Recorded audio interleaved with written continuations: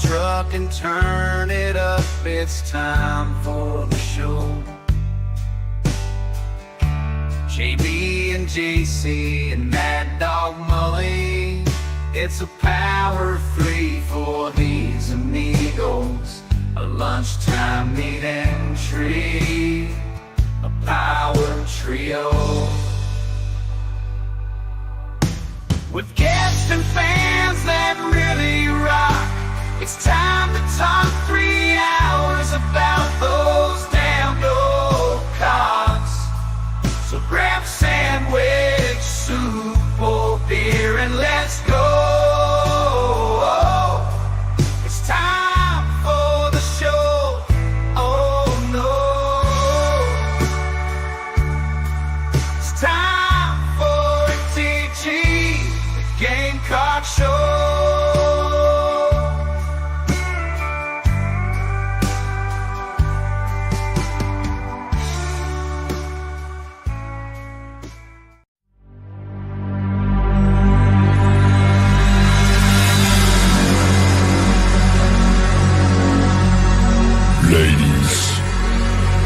Gentlemen, the show is about to start in 10, 9, 8, 7, 6, 5, 4, 3, 2, 1. He'll be fine on the mountain. It's time for Inside the Gamecocks, the show. Built by the Barndominium Company, presented by Resto Pros of the Midlands, and part of the Chief Sports Network. Touchdown Carolina! Touchdown Ace Sanders!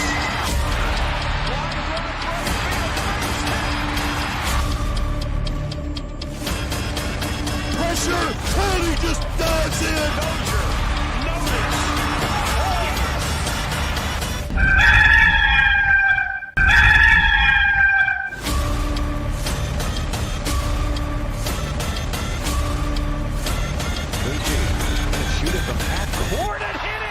Here's JC Shurburtt, Phil Mullinax, and Jamie Bradford.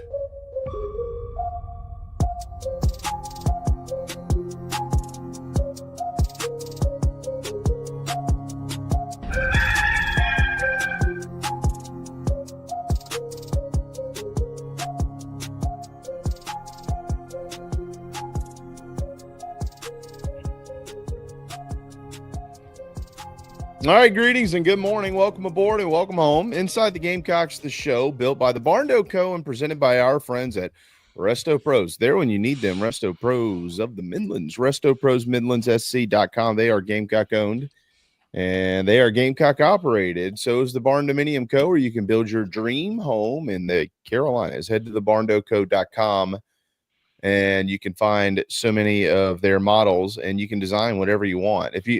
Seriously, if you like, hey, honey, do you want to move? I'd like to build. Well, what do you want to build? I want the perfect house. Okay, well, we need to go to the barndoco.com. This conversation, that's the end of it. And then you go there and then you proceed and you build that dream home wherever you're going to live, in the mountains or down by the beach or out in the country or wherever it may be. The barndoco.com. JC, Mad Dog, the king of late night, the highest ratings in America. Matt Anderson joins us today, and he'll be with us until 2 o'clock this afternoon. Alex Jones will be along in just a moment as well, and that will be our staff for today as we get you until 2 o'clock with a bunch of Gamecock stuff. We will also talk about trending teams, good, bad. Maybe there isn't a trend for programs entering the off-season winter workouts, and then ultimately here, believe it or not, in like 6 weeks, there will be teams who are beginning spring practice in football. We'll try to mix in some baseball as well. We've got a recruiting update to get to here in just a moment. And plenty of hoops. South Carolina is entering a crucial stretch where they need to get some wins. And luckily, we've got Matt with us to talk about that. And the pride of Hampton County, the great Alex Jones, who just rolled out of bed and joins us here on ITG. Good morning, Mad Dog, Shurburtt, Matt, and AJ. What's up? How y'all doing? It's good to be back on with Alex, you guys. It's good to see you in the daylight, man. I'm used to seeing you at nighttime. Wow. I know normally it's 8 or 9 o'clock when we're sitting here talking to each other. Yeah, I really thought you were a vampire for a long time. Well, he is the pride of Hampton County. Who knows? He might moonlight as a vampire at the end of the day. Let's get to let's real quick. I want to get JC on this. I know there's so many people this time of the year, obviously, that are excited about recruiting and the transfer portal and this, that, and the other. So, Alex, you and JC can kind of take this conversation away. Last night we got the news that I don't want to say as expected, right, JC, but certainly it was trending the way of the University of South Carolina for Sumter native Brandon Ceesay, the corner transfer from North Carolina State. And according to the reporting by Hale, and I know that you have reported this and mentioned this, and our friends, at a competing website over at at Gamecock Central, those are great guys. We don't have a problem with them at all. Everybody has made a cohesive effort to collectively point out that Shane Beamer and his staff beat Ole Miss to get Brandon Ceesay in the boat here. So, Alex, I'm going to let JC lead off with the details of this, and then we'll bring you into the conversation. Give us the goods, my friend. Sure. Yeah. And I want to tell people that aren't aware, I spoke about it. We got a kind of a new mini podcast that comes out in the mornings called Coffee with Me, and that's it. So you get to have your coffee with my mug every morning. It's not live. So it's on YouTube and on, if you're a podcast subscriber, I went through it a little bit, but this part of it, I did not dive into too much, but yeah, I mean, and look, here's things people have to realize. South Carolina for about 15 years, I'll say, because Spurrier at the beginning had to kind of get it going. The Gamecocks are batting a high percentage with top talent from this state in football. It's not that way in basketball, but it's that way in football. And it's been that way for a long time. You can ask any coach. It's damn hard to pull kids that grew up in this state away from South Carolina. And part of that, the reason the numbers are so big is because Clemson doesn't really recruit the state. They've gotten some good players from the state. Amari Adams tore up the Navy All-American Bowl, and he's tracking to be very good, and Antonio Williams and all that. But when you look at Clemson's numbers, they're very, very selective in state. I think that's the most fair way to put it. So there's a wide swath of players that the Gamecocks have, through the hard work of three different staffs, they've kind of cornered the market. So, yes, Lane Kiffin's the portal king, and yes, he's going to kind of mess with people on Twitter and put pictures of where he's at. And yes, they've been successful, but it's not like, I mean, just Juice Wells went to Ole Miss because guess why? because Texas and Tennessee weren't taking him. Otherwise, he would have been in some shade of orange on a playoff team this year. And probably, I think Tennessee may could have used him, but he wasn't going to play at Texas. And Ole Miss was right there waiting, like Richard Marks, Lane Kiffin. I could see him actually doing that at karaoke, but and I would love it. That's a positive statement. But and they do great in the portal. And yes, Andrew Jones flipped to them, but Andrew Jones is from Baton Rouge, Louisiana. If you've ever made the drive from down there to up here, or up to not all the way here, but in Columbia, the virtual here, it's long. You got to go all the way to down 10 to Mobile, up 85 through Atlanta. It's a haul. And New Orleans to Oxford is just 10 to 59 and right there in Baton Rouge. You go to New Orleans and then pop up.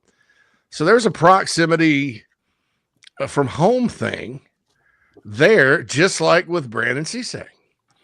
And, the NIL dollars, he took less, really.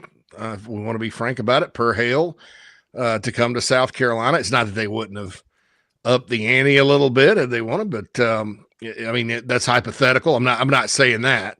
I'm not, because I don't want his agent or whoever to listen and go, oh, well, he can get more money. Go get more money.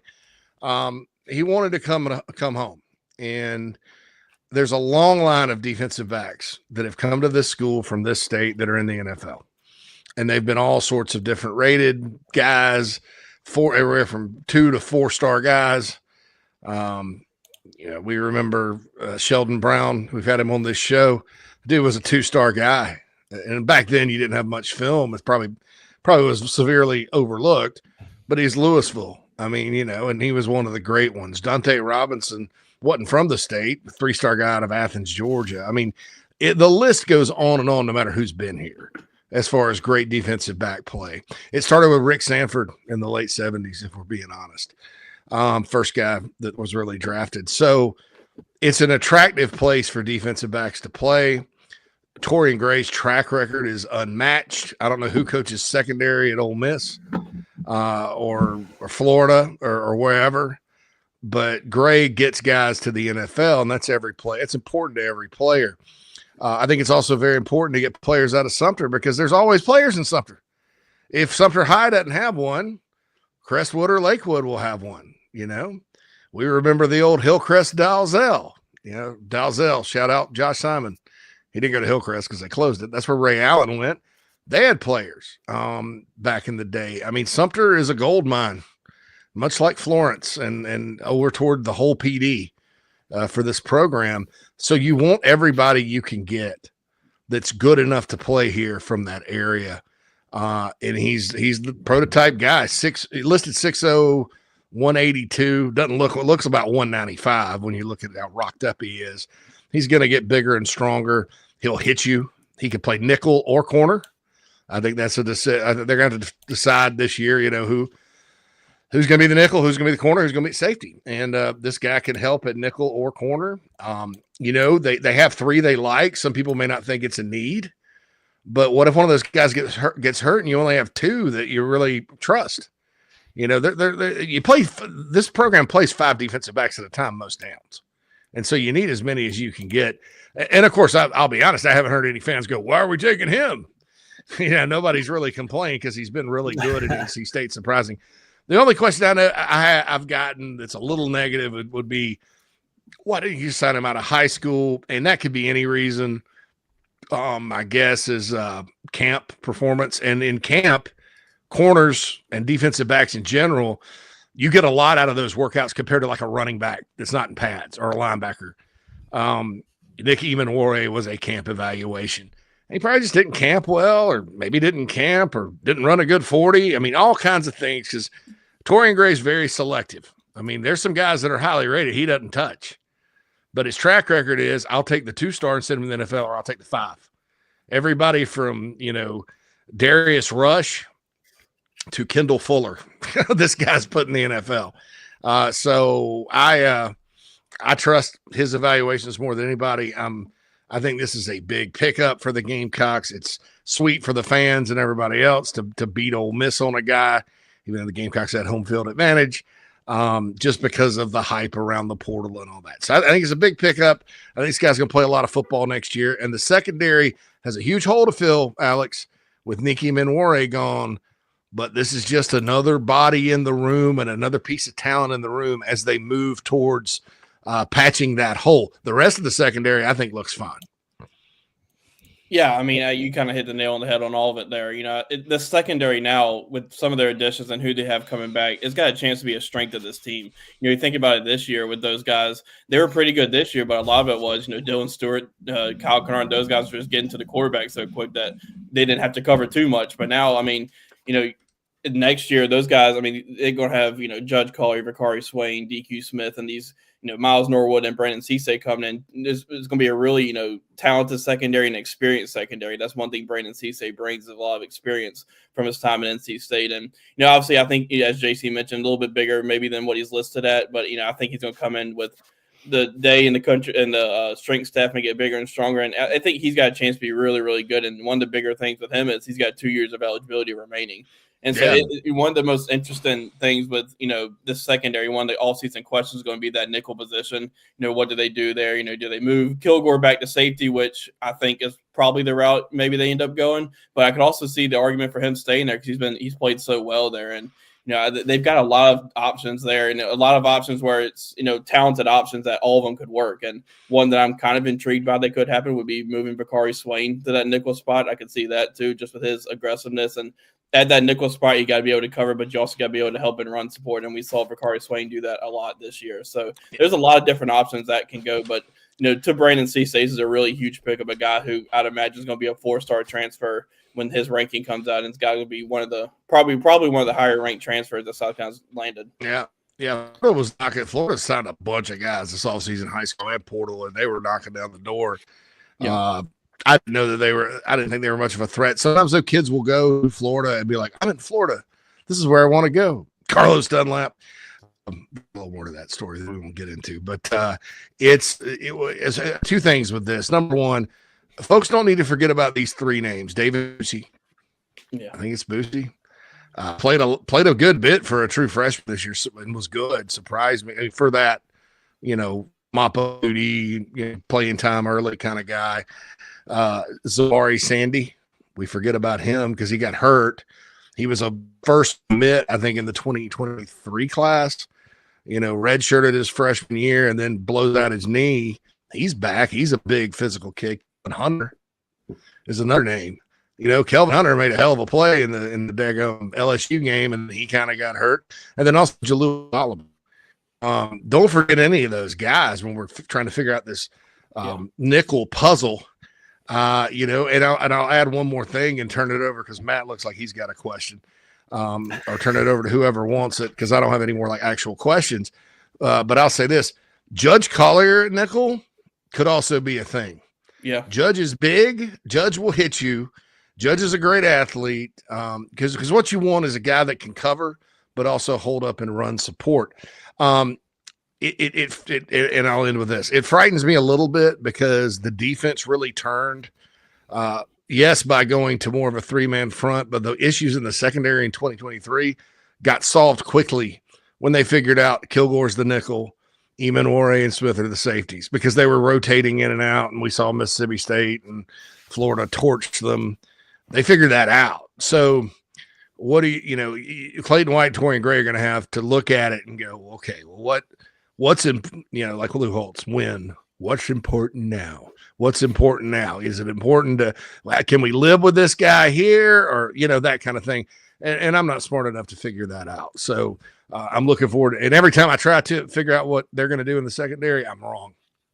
So it's like I could never linebacker and secondary. I'm like, well, he's a Mike, he's a Will, and I'm always wrong. So that's my take on that is that there's a lot of options and Ceesay just kind of solidifies that. It gives you just like another guy and you're like, hey, they're really deep and they got a lot of options and things like that. I'll add too, being a 23 recruit for Brandon Ceesay. If you go back to the composite that year, he was the 7th ranked prospect in the state of South Carolina. He was the highest ranked member of the secondary when it came to high school football players that season. Alex, Carolina did land 4 of the top 5 in that cycle: Markey Anderson, Xavier McLeod, Lenore Sellers, and Montague Rames. Of course, 2 of them are not part of the team anymore. Elijah Caldwell was ranked 9th in that 23 class coming out of the Palmetto State. He is no longer enrolled at South Carolina. And Judge Collier was the 17th ranked prospect, being the last one who ended up committing and signing with the Gamecocks. But as part of that 23 class in the secondary, maybe to try to help summarize why Brandon Ceesay was not in it, here were the members of the secondary. Maybe they hadn't figured out exactly where they were going to go yet, but it was a big group. Bakari Swain was a part of the 23 class. Jelon Kilgore was a part of the 23 class. Zabari Sandy was a part of the 23 class. That's 3. Remember, Cameron Upshaw was also signed as part of that class out of Perry, Florida, and he was asked to leave the program after gun charges. And Judge Collier. So that's 5 members of the secondary, Alex, that they took in the 23 class. Brandon Ceesay, though, after a couple of years developing, hat tip to NC State. He's turned into a nice player, and he'll be one of those guys now. Yeah, I think you see that sometimes, just guys who fly under the radar, and especially some of these in-state guys will just fly under the radar, and they'll go off to some other program, and they'll go and develop like a Brandon Ceesay did. And, then South Carolina, I'm sure still had a relationship with him from high school recruiting and seeing him at camps and all that. So it worked out for South Carolina that, he ended up getting back in the portal, being a in-state guy. South Carolina was able to go and land him. And as JC mentioned, guy that really kind of solidifies a lot of things for that secondary, just that nickel spot. You got to figure it out. But they got a lot of depth there, and Ceesay's just going to be another guy for them. Yeah, and then you tackle Miles Norwood as well. Don't forget about Miles Norwood. And then, the only question I had for Alex and JC here is we see this on message boards a lot and social media, but, Bakari Swain, I think the entire world wants to see him have the ball in his hands more. Do you think that this versatility allows for position flexibility with Swain, or you think he's locked in on the defensive side of the ball right now? No, they don't do that. Unless you're talking trick plays like they like to throw it to Jordan Birch and Boogie Huntley and Tonka Hemingway, which I'm not being a jerk here. It works a lot of the time. It's worked a lot of the time. But that they just don't. This staff, they don't even cross train on the offensive line. I've heard so many folks out there on Gamecock Twitter or whatever. All this cross training is just hurting everybody on Big Spur too. And I'm like, dude, they didn't cross train. I'm sitting there going, Trevon Ball is probably better than Kamar Bell. I think he was, but guess what? He's at left guard behind Torricelli Simpkins, and that's a different conversation.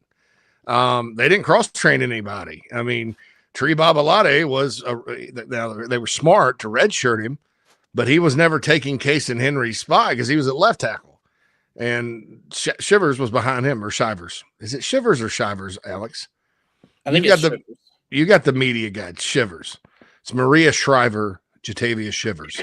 Okay, Jatavia Shivers, right? And so that's the deal there. Now, Clint in the chat box, thank you, Clint, mentions punt return, kick return. I think that game could happen. I mean, defensive backs often. Jelon Kilgore returns kicks for this team, for this program, and so that's kind of what getting the ball in his hands, Matt. That I think, as far as him being like Travis Hunter, I mean, I don't know. It would be a surprise to me if this staff did that. They just don't. They very, very few position moves. I mean, it's kind of like if you're here. The last one I can think of is like Darius Rush going from wide receiver to DB, and now he's in the NFL. But no, I mean, I was more. Yeah, well, that happened under. I get that question a lot. Muschamp moved him over there, though. I mean, so the one this staff did do. Wendell Gregory went from. Is it Wendell or Wendell? I say Wendell. I'm good. I got it right for a change. Wendell Gregory went to edge quietly. Nobody even asked about it, but he lined up at edge, and then they quietly changed the roster to edge, which we'll talk a lot about him this spring and summer, because I've got a little theory on that guy. I think he's going to be quite good. Maybe, I mean, this year, who knows, but eventually at edge, I think it's his natural position. But the argument I could have made is probably 2023, when they basically had one receiver and everybody else was hurt. They had Xavier Leggett, It's not hard to play wide receiver when you played it your whole life at the college level. I would assume. I would have rented him last year. There were some folks inside the program that kind of agreed with me. But man, he was so good at corner this year. Maybe that year is what he needed. So who am I to say for sure? But I think Swain's a big deal. Somebody in the chat box asked, has he signed his Garnet Trust deal yet? It hadn't been announced, but I've checked 16 different times, and Whittle asked him on the record if he's leaving because of that rogue tweet from that Colorado homer. Remember, Colorado was second for him. So that's probably the intelligence there, which is lacking. But he's not. I'm not expecting him to go anywhere. I can circle back on the NIL, but he's budgeted for and fine and all that. These guys start getting paid now, so with their deals. So I can't imagine that. I can't imagine that he's giving up that money and not signing his deal. So we'll see what happens. But I'm not really worried about anybody going anywhere at this point. Alex, to shift gears here and get over to hoops, South Carolina's got a matchup tomorrow night that we'll get into in just a minute, but they did fall this weekend to Auburn 66-63. They were up by 6 at halftime and mustered just 23 points. The Tigers defense did clamp down in the second half. Carolina now 0-3 in the league and 10-6 overall, but they gave themselves a chance to win down 2 starters going into the ball game. We asked John this question yesterday. We'll ask you, what did you see from the Fighting Gamecocks? I think the biggest thing you saw with 2 guys down, you saw players step up. You saw Colin Murray Bowles look like who we saw a little bit in the non-conference play, but really his freshman year, he was going up against some of the best, forwards in the country, and Janai Broome and Dylan Cardwell, who, those guys are going to stop a lot of guys this year and go to the NBA. And he flashed all night and was really, really good. And, you just saw some other guys step up too. I think, Nick Pringle had, I know his free throws at the end are kind of overshadowed his performance, but he also played well and for the most part. And then I think, when you just look at how that game went, the biggest thing that stood out was, at the end of the game, you were right there in the last 5 minutes, you didn't score. And, against a team like Auburn, that's going to hurt you. And, it's kind of surprising not scoring 5 minutes that you didn't lose by more than you did, just to be honest, against a team like Auburn. So at that point, credit the defense that South Carolina played. I think that goes to some of the intensity you saw or throughout that game. You saw a little bit of it early on against Alabama, but really the defensive intensity, I thought, really took a step up against Auburn. And that team, they made some big-time three-pointers, and that's what that team's going to do. But, I was really kind of impressed with the intensity they showed in the fight they showed. And I think now the next step is, not letting that game, being that emotional type of loss, letting that affect you. You got 2 road games who I think are winnable games. All these games in the SEC are going to be tough, but 2 games that you can find yourself to go out there and win. And so I think the next step is just not letting that game beat you twice and go see what you can do tomorrow night in Nashville. I think you made an excellent point there to lump Matt into this conversation too, because while Nick Pringle, the free throws at the end, that stood out, and it should be noted. You have a chance to help your team take the lead and pull a major upset. You'd like to say you got to hit them. And if you ask Nick Pringle, he'll be the first one to tell you, no, I need to hit the free throws. There's no excuse for me missing free throws. Equally as important, if not more, though, is what you just said. And the fact that they couldn't get the ball through the hoop for the last 4 minutes, 5 minutes, or whatever it was of the ball game. Had they maybe been able to, scrape a couple or get hacked down low, something where they tack on 2 or 3 more points, you're probably talking about one of the biggest upsets in Carolina basketball history. But down the stretch, what was going on there? Was it something that South Carolina wasn't doing earlier in the game on their own? Was it something that Auburn all of a sudden had kind of shifted gears? And give us a synopsis of the last 4 or 5 minutes of the ball game.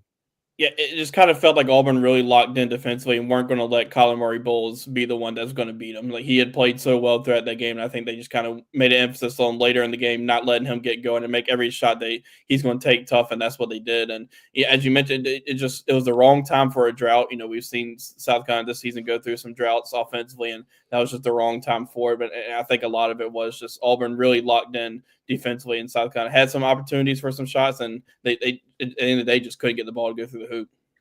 Well, I think the bigger issue, not the bigger, I shouldn't say that, Alex. I think you're 100% spot on. But one of the other issues is that second half, the refs really weren't blowing the whistle. It wasn't like either team was in a situation to get to the bonus. So when you get into under 2 minutes, under a minute, and you're really counting possessions and you're needing buckets and you're not getting them, then at that point, if the refs aren't going to blow a foul if you drive into the lane, that's a very difficult shot to make because you're probably trying to initiate contact. And when that's not happening, and Colin Murray-Boyles, there were some bad turnovers in the last couple of minutes of the game, but when the refs aren't going to give you an opportunity to get to the free throw line, that's difficult. But it was the same way for both teams. Auburn, I don't think got into the bonus until the Gamecocks had to foul a couple of times under a minute to even get Auburn to the free throw line. And you're talking about a 1-point game. That stuff matters. I think, Alex, you and I texted about this on the side. Not having Miles Studi in the last couple minutes probably hurt the Gamecocks because he's a guy that, can make a long three-pointer, can make a jump shot. Jamari Thomas not being able to attack the rim, whether he gets fouled or not, he's fearless. And that's just the first moment of the entire season where, tight game, 3 minutes left, 4 minutes left, and two starters are not in the game. Dude, So, I don't think they're in the game if those two play. I'm just going to be honest. I don't think there's any planet where if Jamari Thomas is in there playing like he's played, that they're not down by 20. And I'll be very frank and honest with you guys. I bet real money on Auburn minus 16.5. So, I didn't have high expectations going into the game. I mean, I'm not some genius. I'm just saying that Carolina needs to grind it out and play the style of play they play. That gives them the best chance to win. You're not going to win playing like Jamari Thomas plays or has played. I'm going to give him the benefit of the doubt and say he can come back and still contribute to this team in a different way. But your point guard trying to go a million miles an hour when you're not going to ever be as athletic and good athletically as all 15 teams you're playing this year.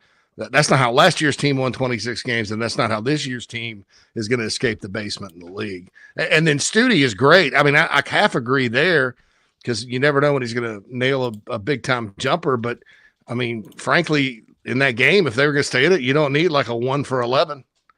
I'd rather Arden Conyers take the shots. Just being real. I'm not trying to be critical. I get that. I just saw so much improvement with those guys not there. As limited as this team is, the style of play made it finally looked like a Lamont Paris team. I'll shut up. The thing that Studi would have there. Go ahead, Alex. Yeah, I was going to say, the thing that Studi would have helped bring there was obviously his threat of a three-pointer because, we've seen when he gets on, he can get on. And so I think having him on the court at that time would have helped maybe, spread the defense out a little bit instead of them where Auburn was just locking down the paint, but because I think, when you look at it, South Carolina was 4-16, I think, from three, I think. And I think you could bank on Studi at least making 1 or 2 potentially in that game. And Arden Conyers made some clutch threes down the stretch. But I think the biggest thing Studi would have brought was just to help maybe spread that defense out a little bit and open things up in the paint. I agree with you there because you got to go out and guard him. They were packing it in. So, I stand corrected on that, Matt. And I wasn't coming after you, Matt. I'm just – I know. I just feel very – I feel very strongly that that the style was actually – more conducive to competing and winning. Well, I think you're right, JC. I know JB, we probably got to hit a break here in a minute, but one thing I will say is, JB and Phil and JC, and we talked about this in the preseason. I thought that Jacoby Wright had the opportunity to be the straw that stirs the drink, like Talon was. Very measured, very reserved, very confident, very understanding, almost slow with the basketball, but seeing things. And, maybe that happened. I think Mike had a good point yesterday where you kind of had 3 people trying to spearhead the offense before the injuries with Colin Murray-Boyles, Jamari Thomas, and then Jacoby Wright. And having Jacoby kind of initiate things and get into sets that he's been there a long time. He's been there his 3rd year with Lamont Paris. He knows what Lamont wants. And maybe that helped. I can tell you one thing that helped. Auburn going 6 for 12 from the free throw line. That really helped because there were multiple times that they missed back-to-back free throws or they missed the front end of something or, whatever. And that's how the Gamecocks, I'll say this and I'll be done. The most encouraging thing that I saw in the Auburn basketball game was the Gamecocks getting down by 9 and not losing it. Just not absolutely letting that balloon to 20. They got down by 9. They went on a 14-2, 16-4 run. They had an 8-point lead at one point of the game. First time I've seen that in quality basketball for South Carolina this year. So that encouraged me. At the end of the game, Is Morris Ugasuk, used to taking a 3-pointer with, limited seconds left on the shot clock in a big moment? Probably not. Do you want Morris shooting that 3 from 40 feet to end the game? Probably not. But, they'll learn from it. I was just encouraged by it. If You got to go. You play the percentages there. Your top 2 3-point shooters are named Morris Ugasuk, I apologize. Morris Ugasuk and Jamari Thomas. And Jamari Thomas wasn't in the ball game. So at the end of the day, one of those guys most likely is going to get that shot because they're the two that hit them the most consistently for South Carolina. Yeah, they're going to be searching for answers with a thin bench moving forward. On the ball game tomorrow night, Alex, again, crucially important if South Carolina wants to try to enter any chat pertaining to the postseason in any form. These next couple at Vanderbilt, at Oklahoma. The Commodores, it's a 6:00 tip tomorrow night Eastern in Nashville. The Commodores enter at 1 and 2. They have lost back-to-back ball games to Mississippi State. They share that loss with Carolina, and they went up to Missouri and were taken down up there 75-66. They did open the league, though, with an 80-72 victory in Baton Rouge. What do you know about Vanderbilt and this matchup for the Gamecocks? I think one of the more interesting things about Vanderbilt is on their roster, every player is listed as a point guard, which I think is pretty interesting.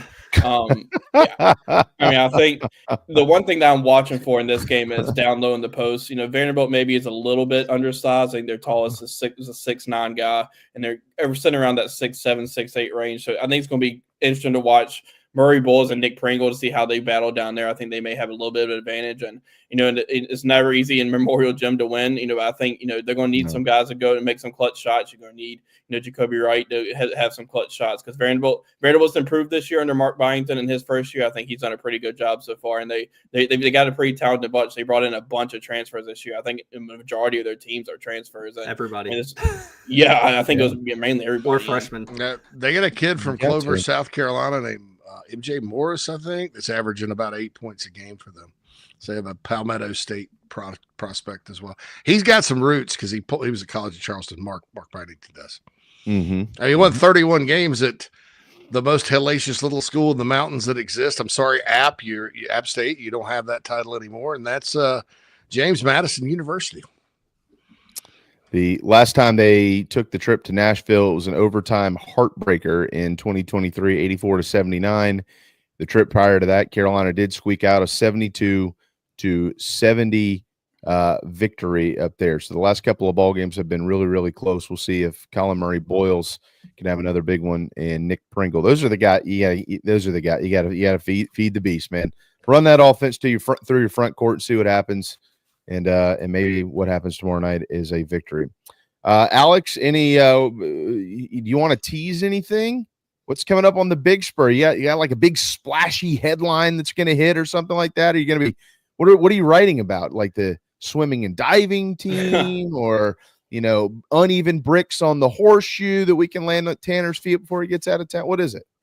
So actually was looking this morning at the 24/7 Sports team rankings for transfers, and I think South Carolina's at 16 or so, somewhere around there without Braden Ceesay having ranked. And before Braden Ceesay was ranked, South Carolina's average ranking was higher than I think maybe 6 or 7 teams ahead of them. So I think, when you look at the transfer rankings, South Carolina from a ratings wise, looks like it's got a pretty good class. And, Ceesay should be ranked here pretty soon. So we'll have something out on that to see where South Carolina stands in the team rankings wise, which is not the end all be all because of, it's just with transfer rankings, but I just thought that was interesting that they're pretty high up there. Well, there's two ways to look at that. One is the class and the ranking because class size goes into that. The other, though, is the average per player, the average rating per player. Yeah. If that rating is, I know JC's mentioned it in the past, but if that rating is somewhat decent and reflective of whom they are signing, really at the end of the day, it's not about anymore how many players are you signing in the portal. It's are you addressing your needs with quality players in the portal?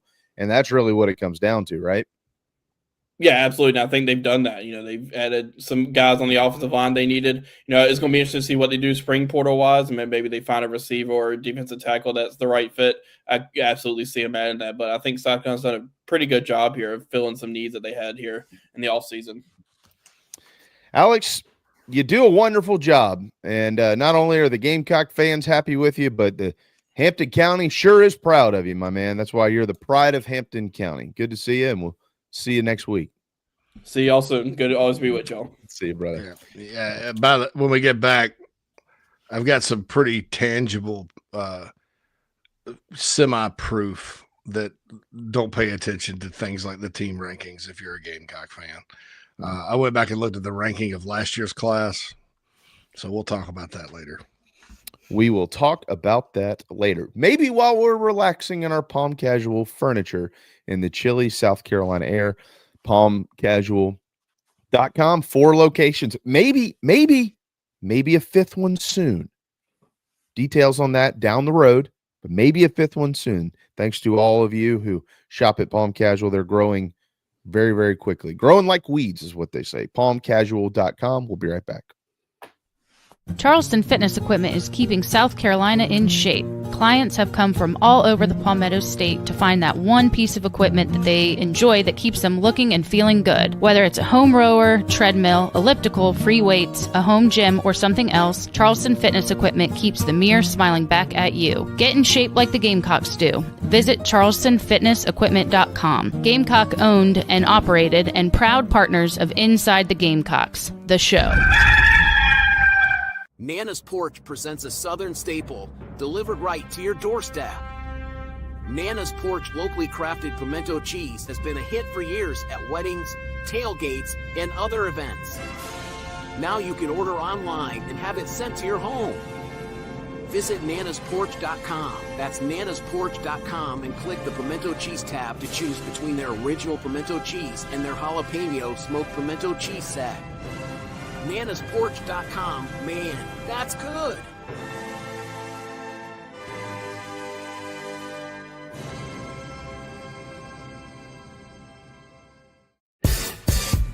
Fans, Club Chief has arrived. Become a Big Chief Club member or a Big Chief Club Golden Gear member for exclusive access to our Nana's Porch chat box on Inside the Gamecocks, the show.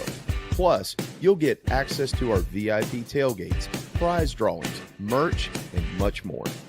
A portion of your monthly membership goes to the Garnet Trust, supporting NIL at the University of South Carolina. Pull up your Chief Sports app and join on the home page. Thank you so much for being a member of Club Chief, and we look forward to meeting many of you very soon.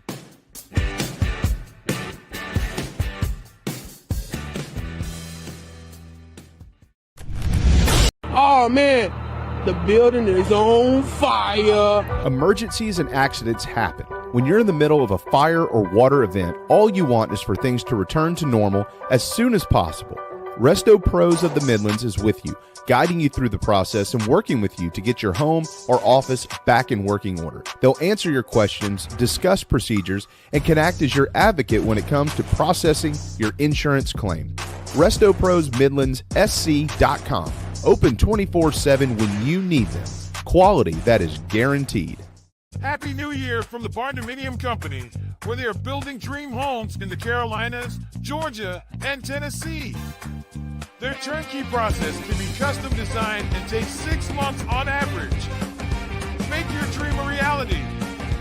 Visit thebarndominiumco.com. Thebarndominiumco.com.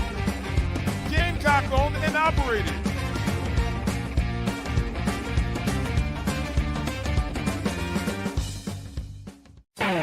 Think about that old ride of yours. The carpools, the road trips, the heavy hauls, the date nights, and the dings and the dents and the sticky spills and cracker crumbs, and that smell that really never goes away. Do you really want to start the new year in the same old ride? Or is it time for a fresh start?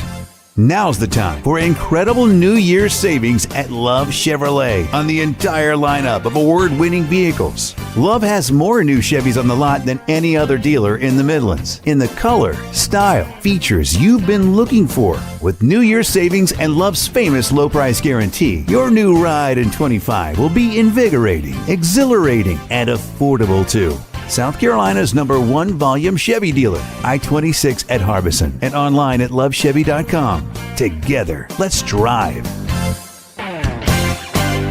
That's the power of love. Love Chevy.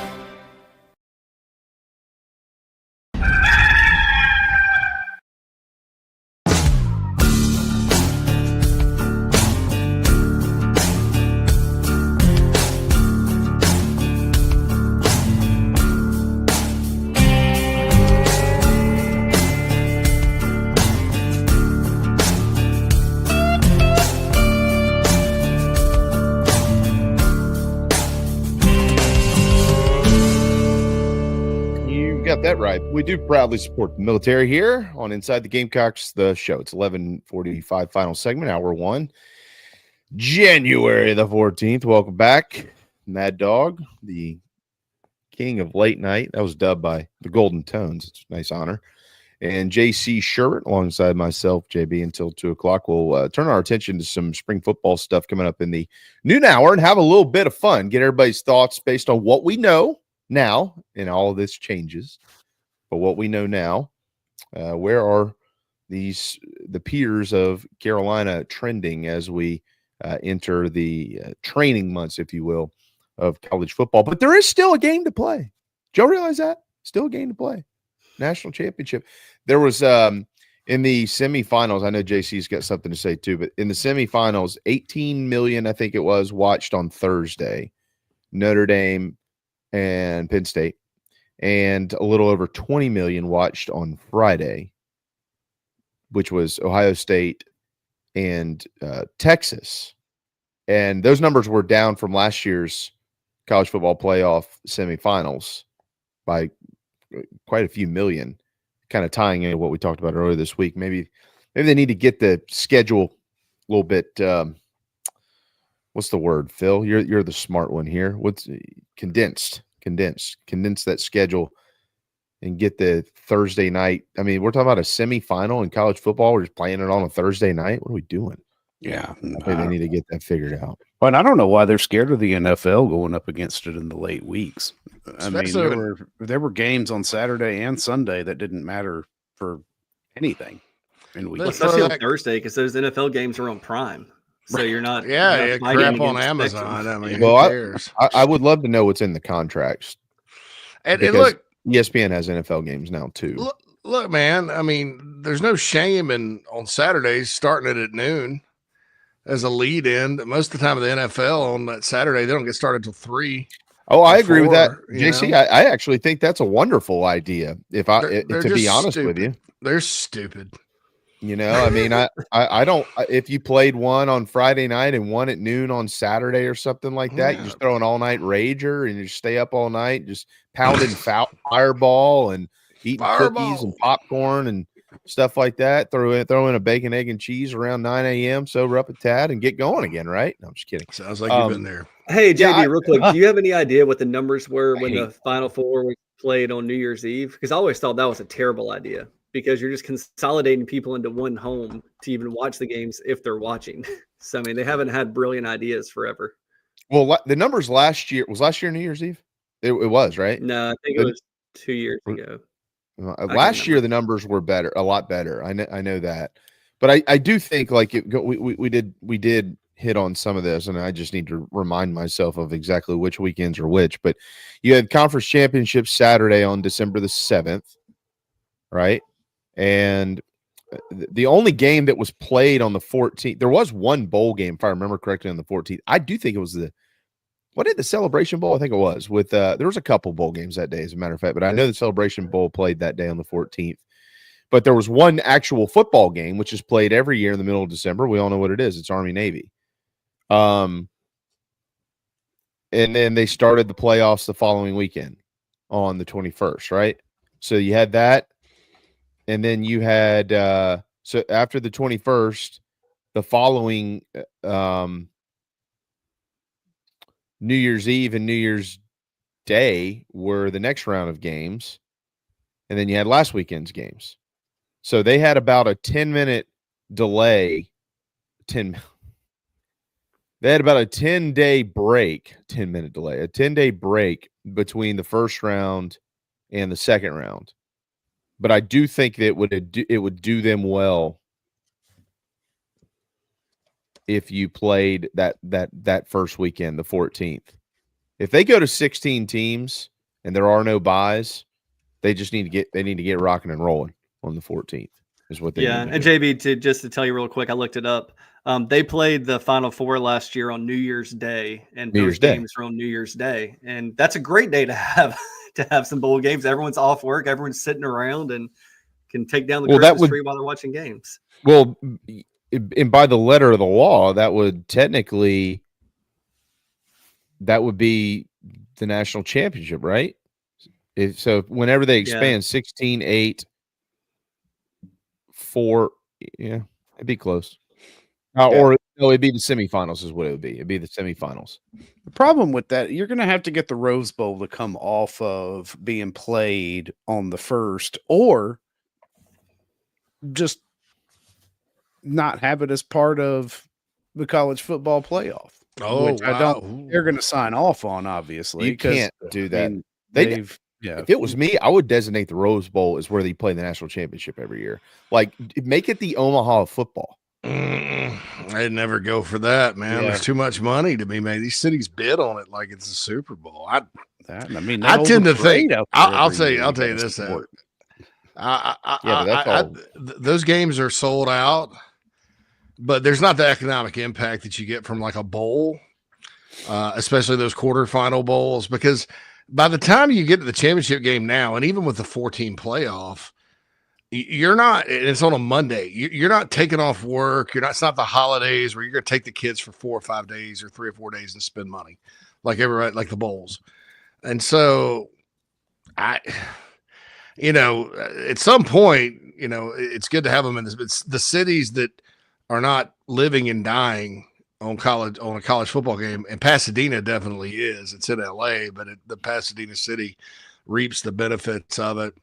Yeah, I think those are the places they're going to have it, and it's going to be interesting to see how it evolves with the bowl games. I love the Rose Bowl, and to me, it's college football. The sun setting over the San Gabriel Mountains on New Year's is part of the fabric of what this sport should be about. Look a little different right now, but all the time. They are the hardest bowl to deal with by far because they will poop in their hand and tell you it smells like, no pun intended, roses. I mean, they were that bowl, the Pac-12 little brother or Fredo. You can call the Pac-12 Fredo now because they're dead. And Michael in Chicago, the Corleone family, the Big Ten, they screwed college football to the wall for 100 years because of it was 1998 before we had the BCS because of them. I mean, split national champions and all kinds of participation trophy BS. We let the media decide who won.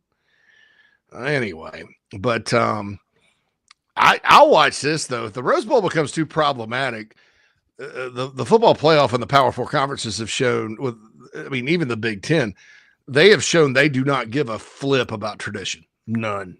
You can't tell me the Big Ten cares about tradition with the schools they added. They don't care. It's about money. So the Rose Bowl becomes too problematic. They say, all right, you can take your game and shove it, because I'll tell you this, the place Carolina just played, Orlando. I don't know if you guys have seen the Citrus Bowl, $400 million renovation. It's about to take place. It's on the website. That's a great bowl, and that's about to be the venue is about to get upgraded again. Hell, it's a better destination in many ways. I could see the playoff going, all right, you're freaking out and they're freaking in.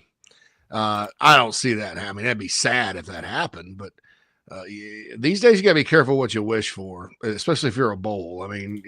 Tradition or not. So we'll see what happens. Is it time for me to say what I need to say? Yeah. All right. So I did some little bit of quick research here about, because Alex mentioned the transfer portal rankings. I had a meeting, and I've said this before. I don't mean to repeat myself, but for those that didn't hear me, I met with 24/7 Sports in Nashville in November before the Vandy game, the Thursday before. Wife and I went into town, and we had a long talk about portal rankings and how to best do it. And the whole entire industry is sort of lost right now. There was no time to get that done between November and December, but I do expect some changes and a more accurate representation of what's going on. Because right now people are, I think everybody's kind of in a lot of ways lost, and we'll look back on these and laugh. And I look back on this and laugh.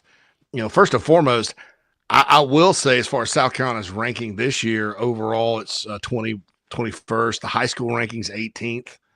Portal is 15th. I didn't expect them to get to 18 with the high schools, with the way things were going preseason. Plus, it's an in-state heavy class, but they did, through guys moving up and through good recruiting there at the end. The portal class is 15th, overall 21st. Now let's go back to 2024. Now, who here thinks the class of 2024 was Buzz City for South Carolina, portal and high school? Anyone have that opinion? Because you should leave. But, that would be you all talk about crazy glue sniffers. That would be all right. So think of all the NFL guys they got from the portal, all the difference makers they got from the portal, and even some young guys that are very promising like Jacobs. It's one of the most successful portal classes ever or in the country last year. Guess who ranked above them? 18th, NC State, god awful. 16th, Kentucky, beat them by 25 and god awful. 15, OU, 6 and 7, beat them by 26. 13, Texas A&M, beat them by 24. 11, Missouri finally beat those guys. 9, LSU should have beaten them. 8, Florida. I'm happy they went 8-5 for the folks down there, but they were god awful. 7, Florida State. I don't even need to say anything. 5, Bama lost to them by 2. I mean, and that's the difference between the 5th ranked portal class and the 22nd. And I bet you if I went player for player with all these teams ranked in front of them, South Carolina did as good as anybody. And then the high school class last year was 22nd and had 8 guys, half the class. It was a small class. They got punished for it, that played in national all-star games. And a huge chunk, I went and did the blue chip ratio last night. And a huge chunk of guys that are funneling that blue chip ratio, guys like Fred Johnson, Dylan Stewart. I mean, not Vakari Swain, Jalewis. I mean, you can go down that list and there's some ballers, both for present and future in that class. So I wouldn't get too worried about all this stuff. I always say team rankings there's very little difference between 15 and 16. And with the way they do them now and the way the state of South Carolina continues to be evaluated, which look, I just don't agree with some of the stuff they do. They give them a fair look. They put their grade on them, and that's fine. But there's guys, historically, we know there's guys that are much better, especially in state. There's a high percentage of dudes that are much better. I don't know whether it's like, and you have to play this game sometimes when you're evaluating nationally because you're splitting hairs. I don't know if it's the fact Clemson doesn't recruit here and they've had the success they've had. They're considered a powerhouse, and maybe that's psychological to some of these folks. But there's an oil field of NFL talent in the state of South Carolina every year that's in the 3-star range. So I think everybody's got to be, and Clint says 2026. Yeah. And Clint, they're not getting Jared Curtis. So, but they'll probably get a good quarterback, but not him. Unless some things change, then I'll just leave it at that. Well, that's because he's going to App State to play for Dowell Loggins. No, it's more about like kind of some things I've heard. I mean, I don't think he's going to Georgia either. Just some things like about some demands, not money. So I'll leave it at that. But there's a lot of hype over a kid that plays against absolutely nobody in the state of Tennessee. And I'm not saying he's not talented. I love him. I mean, I would take him, but I wouldn't start him as a true freshman. Well, demands outside of money. Mm-hmm. It's either playing time or limos, strippers. I'm kidding. No, that's exactly where my mind there's no went. That. I think it was fake. Like Micah Hudson going to A&M, like wanted a private driver and all this stuff. Yeah. Like that got on the internet. If that's true, I've lost. I used to have a lot of respect for Mike Elko. It went down a little after he complained about players getting paid, and he's the coach at A&M. And then if he did that, I'll lose all respect for him. Just get him a Tesla. It's fine. He'll drive itself. The Cybertruck? Yeah. I may ask for that if I was a recruit. Just give me a Cybertruck and there's one that's always around Williams-Brice during football season. I've seen it like 10 times in the last 2 years. I think those look like toasters. Yeah. Like if the DeLorean from Back to the Future and a toaster had a baby. They're so ugly, they're awesome. That's what it is. Yeah, I guess. All right, sorry. Well, they don't have the power of an electric bike, but you can get one of those at Electric Bikes of Charleston, electricbikescharleston.com. We'll be right back. I said, oh, Lord Jesus, it's a fire. Ain't nobody got time for that. Disaster comes uninformed. During and after natural disasters or accidents, there can be a heavy loss to property. it can become extremely difficult to bounce back to what you knew before. Having your home or office destroyed or damaged by water, fire, smoke, or mold affects your personal and business lifestyle. Resto Pros of the Midlands is here to help. Open 24/7. Call them when you need them. 803-493-0170.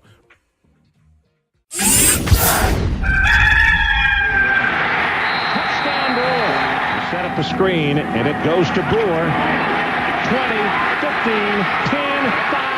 Touchdown Brewer, his second of the day. Pitches it to Brewer, turns the corner. Touchdown, number 3 of the afternoon.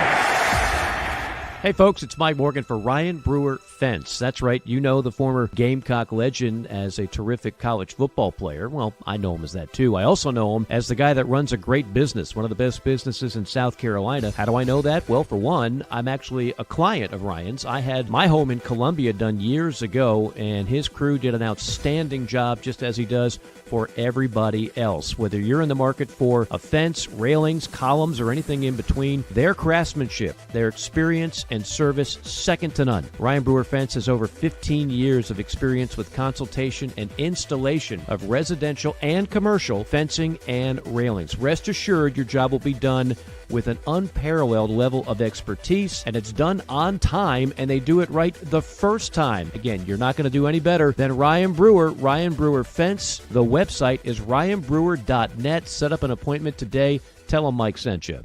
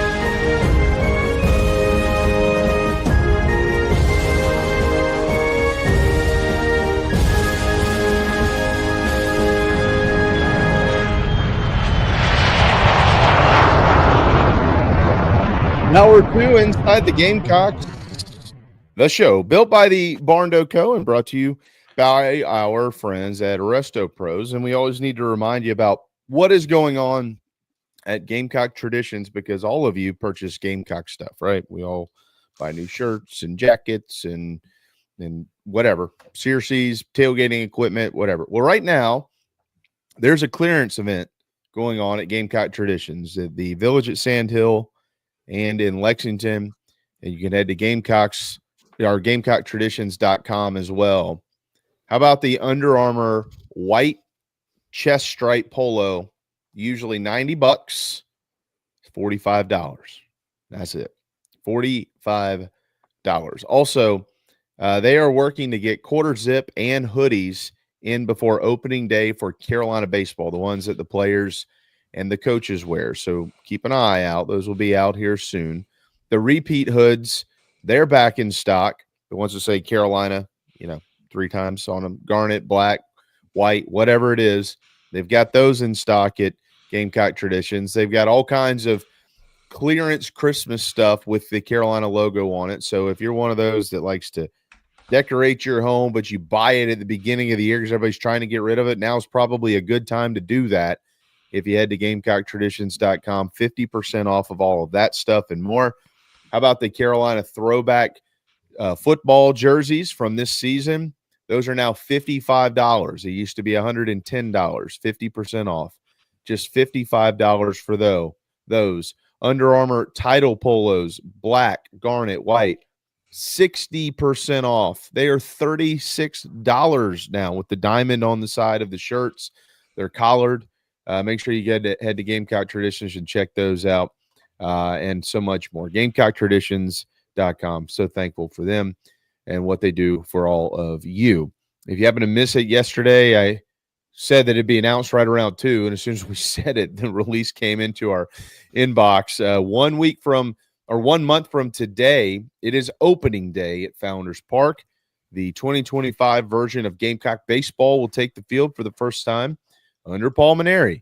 The following day, Saturday, February the 15th, it will be Ray Tanner Field Dedication Day, as hundreds of former players will be on hand to watch Coach Tanner walk out and be honored with his name now officially on the field over at Founders Park.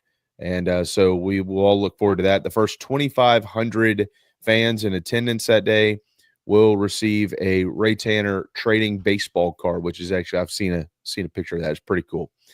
So make sure you make plans for opening weekend. Sacred Heart coming to town. Paul Mainieri making his debut, honoring the legendary Coach Tanner over at Founders Park. So don't forget to take your significant other to the ballpark for Valentine's Day.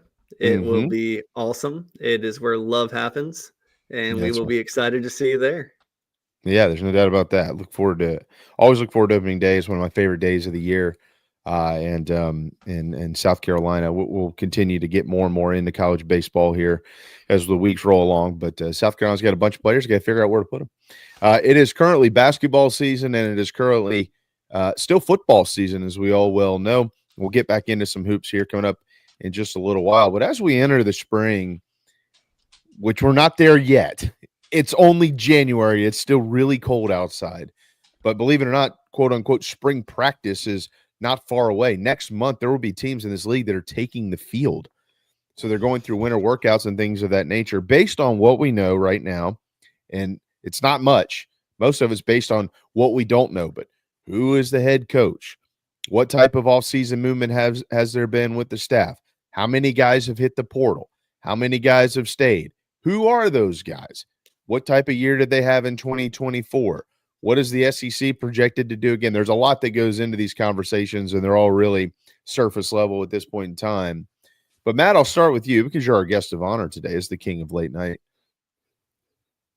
When you start to – it's always football season in the South, and you start to look at the all right, so we know what the Carolina football schedule is next year, okay?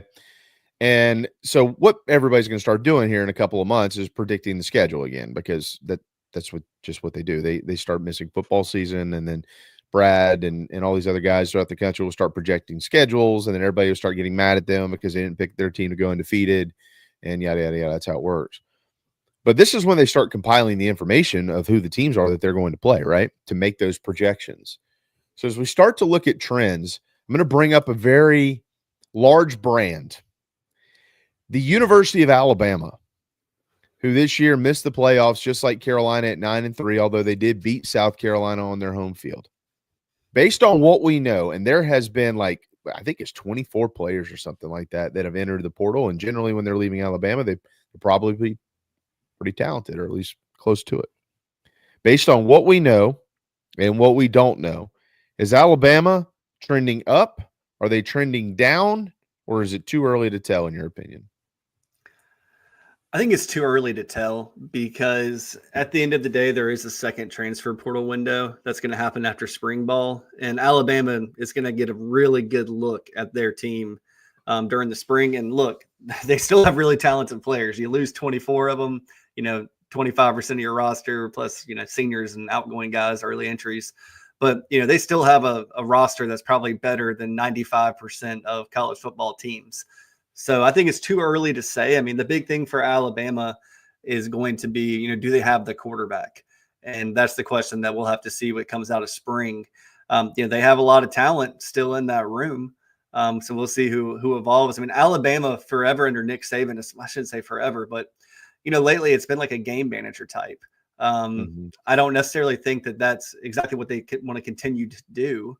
I think they do want somebody like a Michael Penix that can throw the ball around the yard a little bit and, open things up. And that's just not what Jalen Milroe was this year.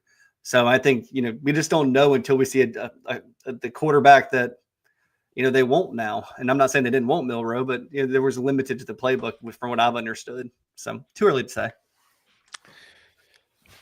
Yeah, JC, I'm going to generally, when you start second guessing the Alabama football program, it backfires. I mean, they've got so much tradition and history, and Nick Saban, 18 years ago, basically when he got there, which is hard to believe it's been that long.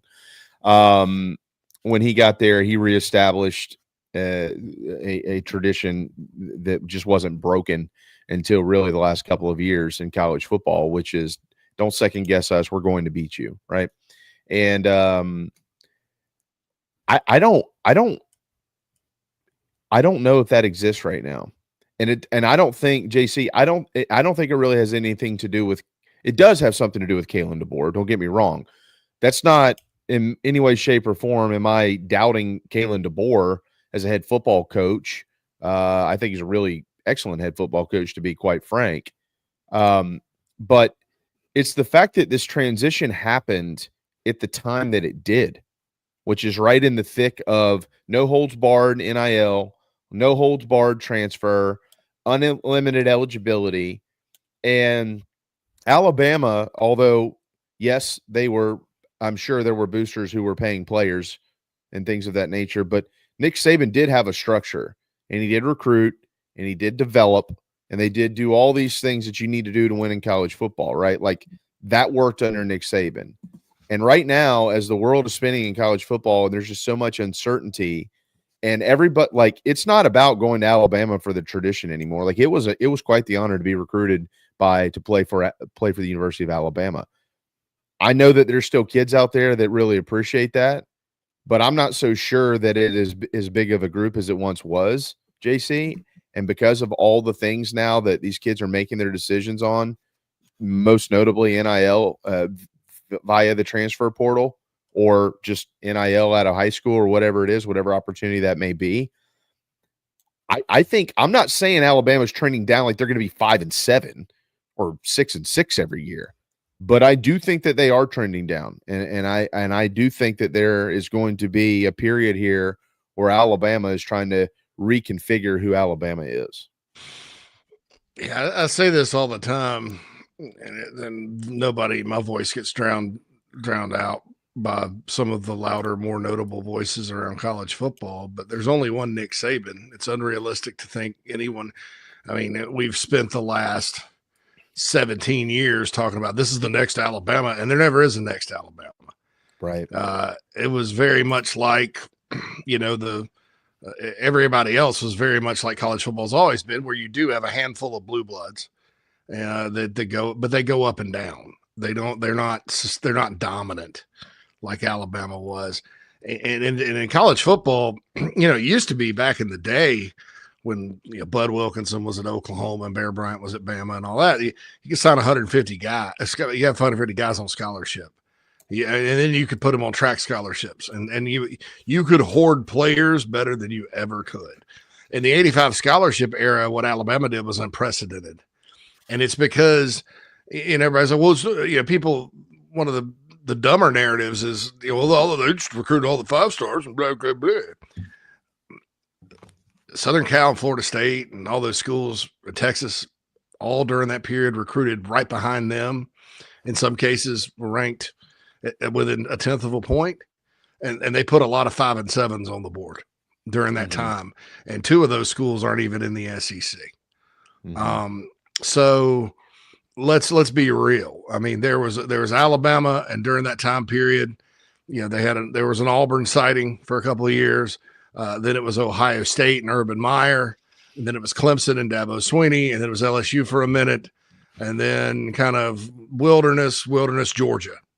And Georgia's not. Georgia has not replicated what they've done at Bama, and I think in the portal era it's unrealistic. I don't think it's ever going to happen, which is good for the game. So that's A. B. Kalen DeBoer is a significantly different type of recruiter than Nick Saban, and I thought this may be a problem. Now they got the 4th ranked class in the country for this cycle. It's a good class full of talent. What concerns me is they signed 21 guys from the high school ranks. 8 of those are from west of the Mississippi, 7 California, and 8 Nevada. That general manager they brought from Washington, who gets all the hype and got the big contract and stuff, it looks like he's just calling in relationships he's already existed. Auburn signed 13 of the top 15 in Alabama, and it's a great year. What's going to happen down the road if those guys stick? Whenever you recruit, you're in the South and you recruit California, it is a 50-50 proposition. Guys are going to play out the string there. So you really didn't sign 8, you signed 4, no matter how good they are. It just doesn't work. You can't do that. So they got destroyed in state. You do have a big portal departure class. Not all those guys are that good. But you do have a big portal. Guys going to the NFL. And you have a quarterback issue. I have a prediction for Bama, and I need to see how. Excuse me, I'm allergic to excellence, and that's why I'm talking about Nick Saban makes me sneeze. But I got a prediction. Keelan Russell, who I do like, who they flipped from SMU, the quarterback from Texas, if he could put on 10 pounds and be about 185, 190 this season, he'll be the starter by the time they come to Columbia. Wow. I just and it's nothing against Ty Simpson or the portal guy they got in or any of those other guys. He's just got a little bit of SHI, you know what, about him. Sort of like Lenore Sellers. He's not the freak Sellers is, but he's a great runner and thrower and can make things happen. I think if they go with Ty Simpson, just looking at DeBoer's offense and stuff like that, they're gonna run into some problems. They're a little bit easy to defend when he doesn't have the running quarterback threat. Penix could also run, if you remember, at Washington. Plus, he's not playing in the Pac-12.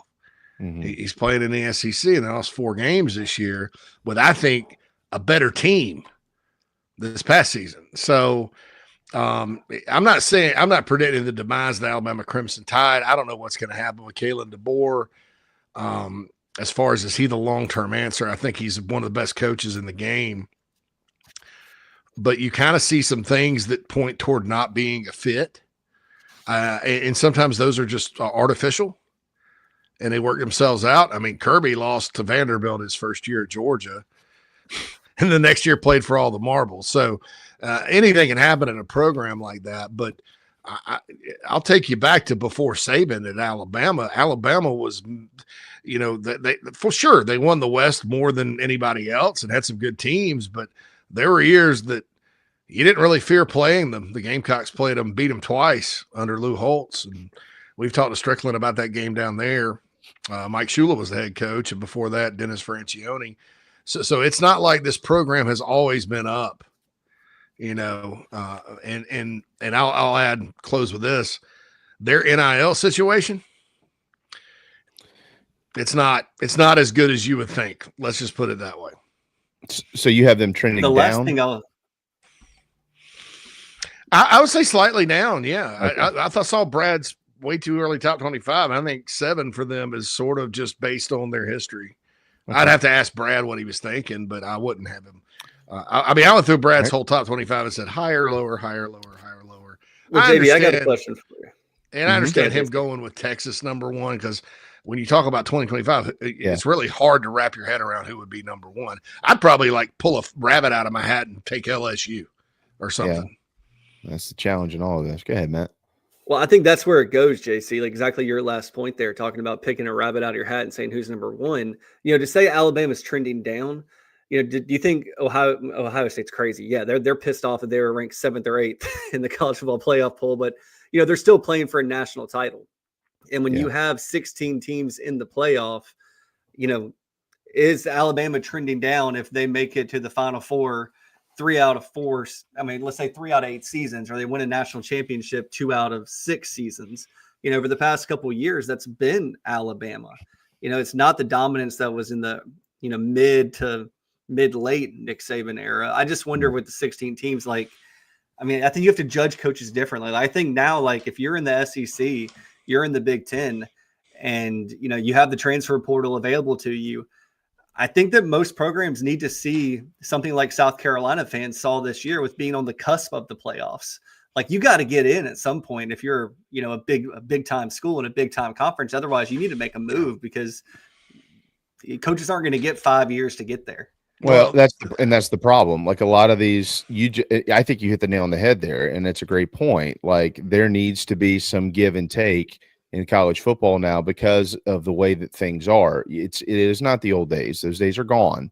You have to re-recruit your roster all season long, and in particular in December, so on and so forth. We know all the stuff. We don't have to regurgitate all of that. But what it's not necessarily, at least we don't have the data in front of us that proves that this trend has been bucked a little bit.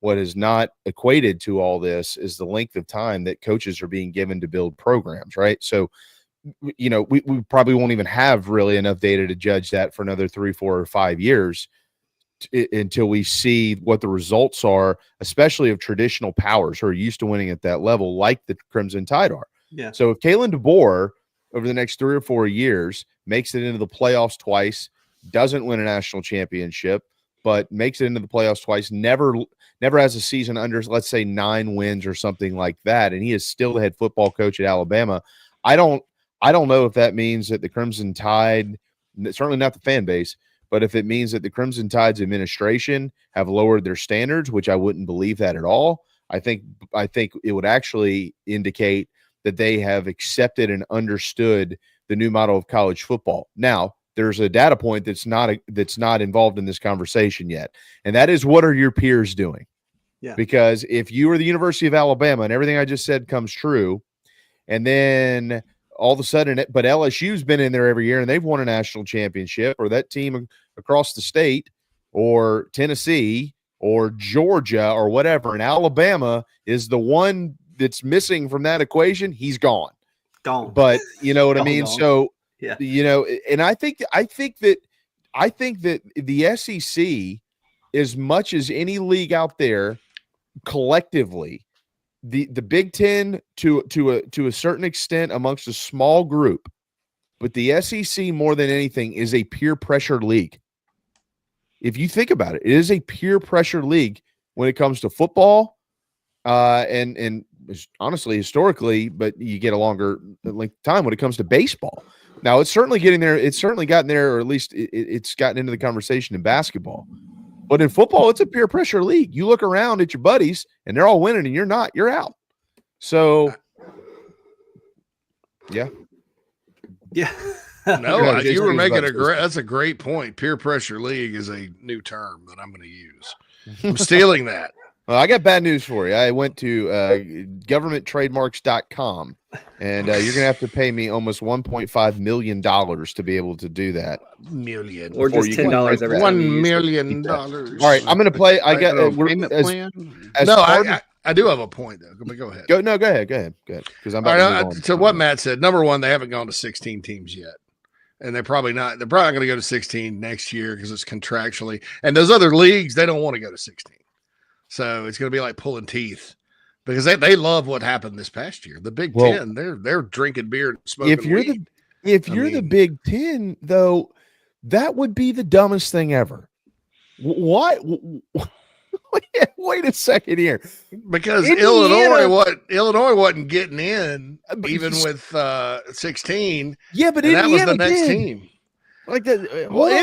Indiana shouldn't have been in. But I know that. But that's the one. I'm not arguing with you. I'm arguing with them. Like, wait a second here. Indiana, if you're the Big Ten, you should want this thing to get as big as it possibly can. Oh, no, because they know the middle to bottom of their league sucks. Okay. Yeah, but it guarantees that Ohio State, Michigan, and Penn State have, a 60% chance to have all three of them in every year at 16. That's the every league should want this to get bigger. Oregon and Southern Cal gets their act together. Hey, but I guarantee you they don't want it. I'm just gonna tell you, those people, they don't.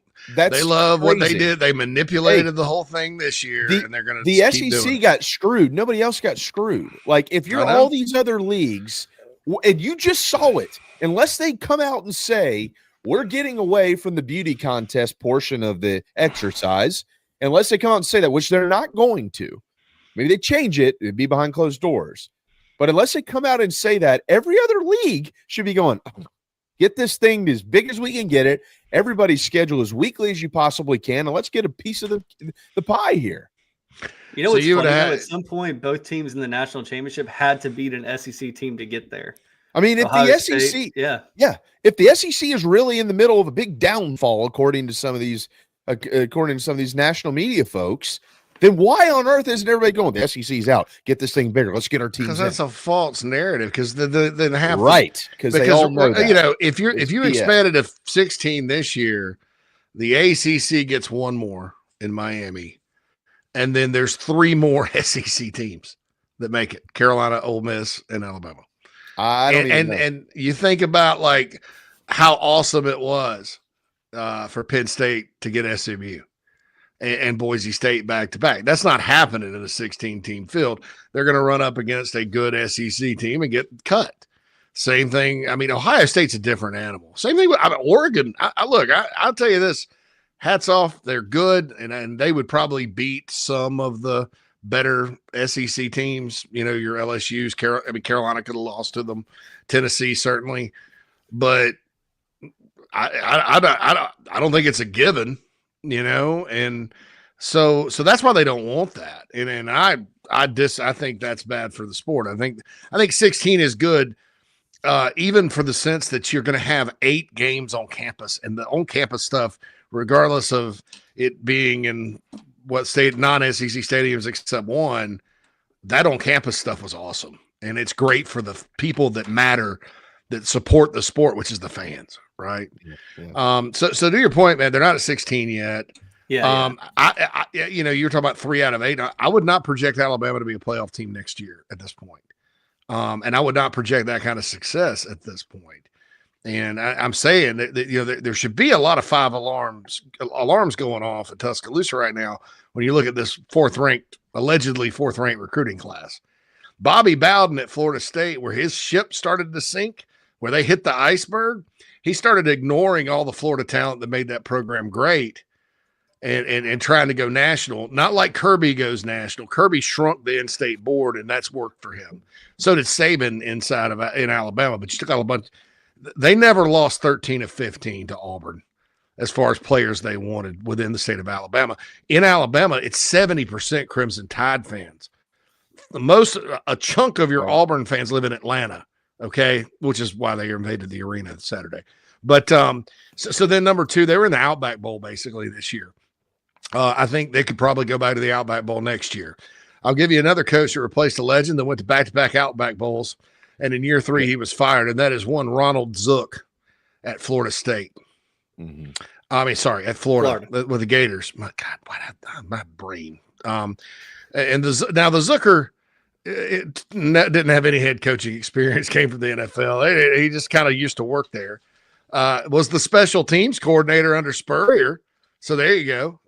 You could say Shane Beamer is the first ex-Spurrier special teams coordinator to land at the SEC school he worked with since Ron Zook. I think he's done a little better. He made it to year 4. Middle of year 3, they lost to Mississippi State on the road, and they're fired. He's fired. You know, I don't know that Kalen DeBoer is even going to get to year 3 if things don't turn around. I think there's a lot at play there. And I think that we talk about culture a lot here at South Carolina.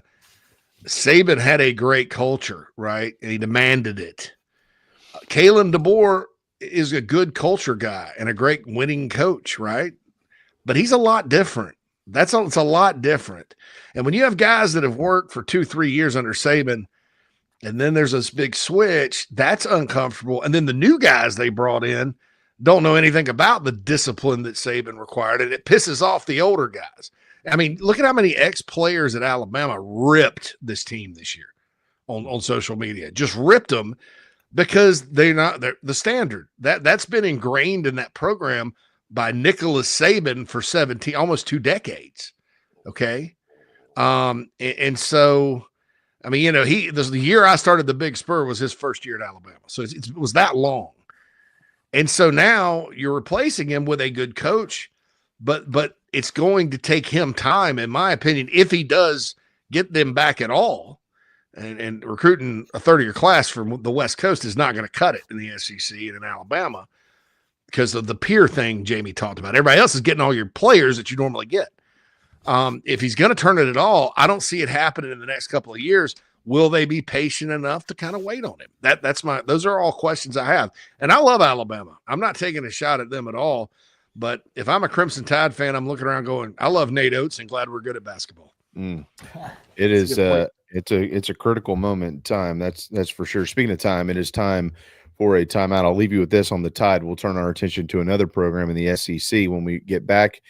If you haven't picked up on it or hadn't paid attention, I don't know that this team will be as bad next year as they were this year, but I do know that they will look forward to this opportunity. That is for sure. Saturday, August the 30th, quite a moment. Alabama at Florida State. Might tell us a lot about both of those programs to kick off college football. Hang tight. We will be right back. Hey, this is Cornbread Cowboy, and you're listening to the show. We'll be right back. Hi, I'm Joel Lurie. If you're turning 65 this year or retiring soon, you probably have questions about Medicare. How do I enroll in Medicare? When do I need to enroll? And what plan fits my needs and budget? Why use an out-of-state call center when you can work with a local agency? At Lurie Life and Health, we'll research your doctors and prescription drugs, and we'll help you find the plan that meets your needs and budget. Lurie Life and Health. Our service is at no cost. Call Lurie Life and Health in Columbia, 803-256-2067. The Aventon Adventure 2 takes the same basic design as the original Aventon Adventure, making it an adventure bike designed to take you places that typical roads just don't reach, allowing you to ride whatever terrain you want based on your whims of the day. Look at what you're getting. Hydraulic disc brakes, torque sensor for responsive pedal assist, great LED lighting, suspension, a beautifully welded frame with excellent build quality, included rear rack, included fenders. The list just keeps going on. Visit electricbikescharleston.com for more. Welcome to Palm Casual Patio Furniture. Because we are the factory, Palm Casual has the ability to offer the highest quality outdoor furniture paired with world-class service. Since 1979, our factory showrooms have done our best to make the buying process as easy as possible for our customers. Our understanding of the many factors that go into your decision has helped us create our 30-day trial period that increases the level of comfort our customers feel during the shopping experience. Visit us in Somerville, Mount Pleasant, Myrtle Beach, and Bluffton, and online at palmcasual.com for our products in out-of-state locations. Go Gamecocks! Welcome home. That's what the Gamecocks say, and so does nationally recognized the Barndominium Company, where they are building dream homes in the Carolinas, Georgia, and Tennessee. Their turnkey process can be custom designed and takes 6 months on average. Make your dream a reality. Visit thebarndominiumco.com, thebarndominiumco.com.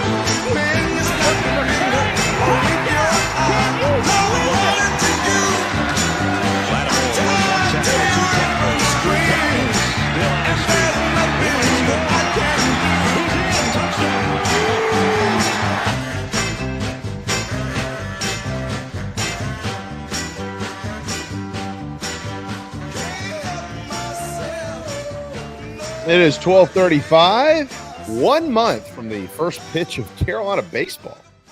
January the 14th, welcome back inside the Gamecocks, the show, the king of late night, joining Shurburtt, Mad Dog, and myself. All right, Mad Dog, we will continue to play trending up, down, or indifferently. I'm gonna bring you into this, and I'm gonna play a little game within the game with you. Okay. My favorite. Nice. Some Inception. Name. Who am I? JB. Over the last 5 combined seasons in the SEC, I'm an SEC. This is a member of the SEC. Okay. Over the last 5 combined seasons, my overall record, this is for Mad Dog, nobody else but in, is 28-33. 28-33 over 5 seasons. One guess. If not, I'll give you another hint. 20 South Carolina?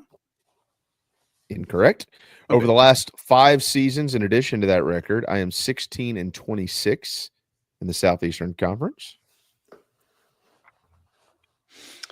16-26 in conference. Is it Florida?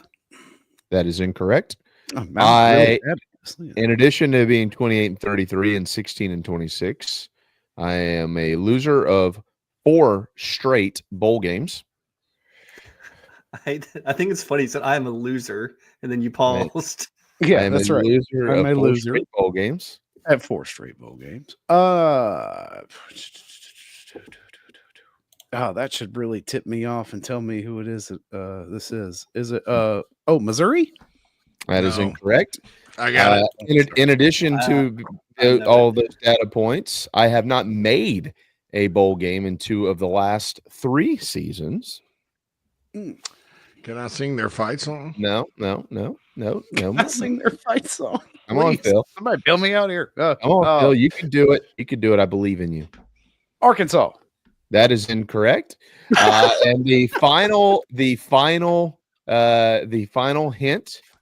I have a losing record in 4 straight years. Oh, it's Kentucky. We're talking about Kentucky, aren't we? We are not. We're talking about the Auburn Tigers. Oh, jeez. The Auburn Tigers. Or Eagle fly down the field. Off guard because Auburn is 28-33 in a 5-year stretch. 4 straight losing seasons, 16-26 during that 5-year stretch in the league. Losers of 4 straight in a bowl game. But I ask you, Mad Dog, is Auburn trending up, down, or too early to tell? It may be a little early to call. Early returns, may indicate that there is some upward trajectory at Auburn. I don't know. I'm not entirely sold on Hugh Freeze. That's what kind of gives me pause there. And that I don't know if he can put together exactly what he needs. Like the class looks good. He's pacing Alabama for in-state recruits. But how long are they going to stay? Are they going to be there a year and be done? Are they going to even make it through spring practice? I don't know. But yeah, I at this point, I'm kind of standing pat. It would not surprise me to see them inch up a little bit. On the other hand, it would not surprise me at all to see them just stay precisely where they were this year. You know who they open with next year? Ray Tanner's son's team. They open at Baylor, which is going to be hot as balls, let's be honest, in Waco, Texas on August the 30th. It's not hot in Waco in the summer. Yeah, okay. Dude, that's like rattlesnake country. And then they've got Ball State and South Alabama. You win that first game, of course, Auburn could be off to a nice little start before back-to-back road trips to Oklahoma and Texas A&M, and then we'll see from there. I played that game because I knew that I'm not calling you average, Phil. You're way above average, but the average college football fan would have no idea that was Auburn because historically, as we pointed out, I mentioned with JC just a little while ago, it's a peer pressure league, and Auburn is the king of peer pressure. They give in. They give in. They've also given guys maybe a little bit too long, I guess, if you want to make that argument too. But Auburn's always looking across the state, So the question is, like, if Auburn is trending in the right direction under Hugh Freeze and Alabama is maybe trending a little bit down under Kalen DeBoer, what does the Yellowhammer State have in store for the future in the SEC? I don't know, but it's a fascinating time right now. It's interesting. I mean, they're in the exclusive group of being one of only 6 teams, including after this first year of expansion, to have won the SEC championship game since what? Yeah, they're a Big first Six. expansion in '92. They're in the Big Six. So it is odd to hear those numbers from a program like that, but if everything's cyclical, then they should be kind of on the upswing. I got one for you here, JC. I'm gonna throw this to you. No, let's not change the subject. Yeah, no, I don't want to change the subject. I want to talk about Auburn real quick. But yeah, you can change the subject after I get this in. 28-33 is the exact same record South Carolina had during the Will Muschamp era, but South Carolina had more winning seasons and bowl trips. I think maybe more bowl trips. Yeah, 1, 2, 3. Yeah, it was the same. 18. Since Gus Malzahn left, because he was 6-5 during the pandemic year, they are 10-22 in the SEC and 22-28 overall.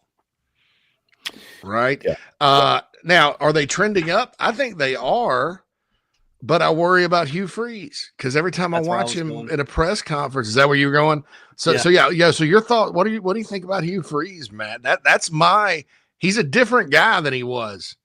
That's where I was going. My question with Hugh Freeze is his offense has looked terrible against good teams for the last 2 years. I mean, you go look at the Vanderbilt game, the Alabama game. I'm just going off the top of my head. Like, it was like 14-17, 7 points. Like, we remember Hugh Freeze at Ole Miss and that offense putting up buckets of points and having the wild card against Nick Saban.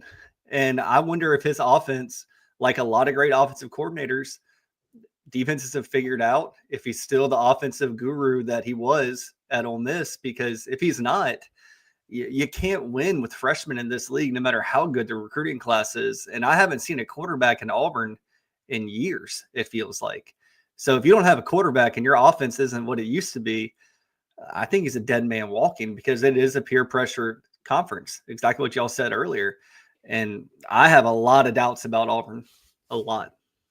He at Ole Miss, he stuck with BJ with Wallace for a long, long time, and then ended up getting Chad Swag, and then I think he got fired before that kind of, I guess, ran its course. One thing people don't really, Dan Werner, who was here under Brian McClendon, coach of quarterbacks, he got let go after 2019. And they replaced him. Mike Bobo came in. That guy, you almost wonder, because Hugh Freeze, high school coach, he was at Lambeth, he was at Arkansas State, and then all of a sudden he rolls in there and gets a lot of credit for offense, right? And he called his own plays at the lower levels, but he did. Dan Werner was a guy that had been a play caller at pro style level. He was almost god awful at Miami. Pro style guy, went and learned the spread and the RPO game and stuff, and really called, some good games under Freeze. Freeze's D coordinator, by the way, was Dave Womack, who was here. So his coordinators are kind of familiar. You almost wonder, and at Liberty, they kind of had more talent than everybody. You almost wonder if that's the case. I think it's this, because he did stick with Bo Wallace, not BJ Wallace, Bo Wallace, for 3 years, and it paid off. No matter what that kid says on Twitter about Hugh Freeze's character, he needs to write him a thank you letter, because that guy, we laughed at Rivals at 24/7 when Ole Miss signed him. We're like, that guy's not good. He's from Tennessee. But he ended up throwing for 1 million yards or whatever. And so, I think that was the idea behind Peyton Thorne. I didn't even know till this year. Peyton Thorne played at Naperville Central up the road. I would never take any quarterback from here unless he's just great. I mean, they had a kid at one of these schools around here in Chicago going to Oregon. I don't think he'll be there but for a year. That kind of thing. I mean, but he was at Michigan State, and Hugh, instead of going and getting a portal guy, stuck with him. And so now they got Jackson Arnold. If Jackson Arnold is the Jackson Arnold we saw at Oklahoma, then Deuce Knight, the true freshman from Mississippi, will probably be their starter in the middle of the year. You may have 2 true freshmen in the Iron Bowl. I don't think that's going to happen, though. I think that Baylor game is everything, Jamie, because if you go out there and you lose to Baylor, who had a rebound year under Dave Aranda this season, and they're looking forward to that one, then you're staring a 2-3 start in the face, most likely, because you got to go to Oklahoma and to College Station. Now, can they win those games? Yeah, absolutely. But you start 2-3 next year, and Auburn people, they're really not. They're going to just start thinking football is a social event and go all in on basketball. They're going to become a basketball school. I'm going to tell you right now, if I could bet on it right now, I'd bet on Oklahoma against Auburn, because if you don't think Brett Venables knows everything he can do to Jackson Arnold to really make his day miserable after coaching him for a year and transferring out, I have a feeling that that's going to be a bad day for the Auburn Tigers. Yeah, I think that, quite frankly, a lot of we as in the outside world looking in, spend way too much time focusing on what comes from the result of like the first real test of the season, especially if it's the first game of the season. Like I already mentioned that Auburn and Alabama are both on the road to open the year in, at this point in time, kind of blue collar ballparks. I mean, Florida State historically is, one of the legends of the sport, but right now it's kind of a blue collar program trying to figure themselves out. Same thing with Baylor, right? And it has been proven that you can lose that game and bounce back just fine. And obviously with the expansion of the playoffs and this, that, and the other, you have opportunity. I mean, Notre Dame's playing for the national championship and they got beat by Northern Illinois. But I'm going back to that peer pressure term, like it starts cranking the heat up quickly. And like how much can that will affect teams. Like it will send them into a spiral, or maybe they get them to rebound for 3 or 4 games, but by the end of the year you finish 8-4. That's just not good enough because of that one loss when it all comes down to it. So I mean, I don't think that like the first game is going to be the determining factor of any of these teams, whether they are trending in the right direction. Same thing with South Carolina. Like, is anybody here, if they get beat by Virginia Tech and Atlanta, are y'all throwing in the towel? It's over? No. But that, see what I'm saying? Like, of course you're not going to do that. Like, I didn't do it against North Carolina when they got sacked 18 times in the game. So why would I do it against Virginia Tech after that game? Yeah, because South Carolina's got good football players, and like they've proven they can win games under Shane Beamer. So like there is an opening to be able to kind of reestablish who you are. Again, Phil, you and I had a lengthy conversation about this one day. JC was off. You don't even know who you are until October. Nobody knows who they are. Like the results of game 1 anymore, or game 2 or whatever, especially in a non-con game, although it's a high-profile game. Like Auburn-Baylor's a high-profile game. Alabama at Florida State is a high-profile game. But the results of those games are not indicative of the season you're going to have anymore. You don't even know who's on your football team. Like half the guys that run out of the tunnel in the first week, you're like, who the hell's 45? I don't even know who 71 is. Well, he's our starting left tackle, sir. Oh, well, that sounds good. Must be a good player. You don't know who these guys are anymore because of the portal and all these other things. You don't know how they're going to perform. You don't know anything. So I just don't I don't circle the drain anymore about early season losses. I think that that needs to be considered by the playoff committee as well. No, they don't even care.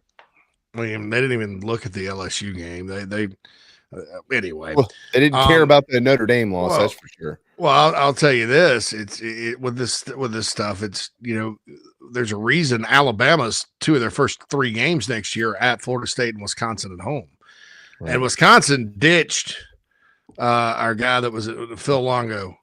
I mean, I think Phil Longo runs a good offense and all that, but that was just not a fit at Wisconsin. That was never going to work. They can't recruit enough speed and talent. They're a ground and pound program if there ever was one.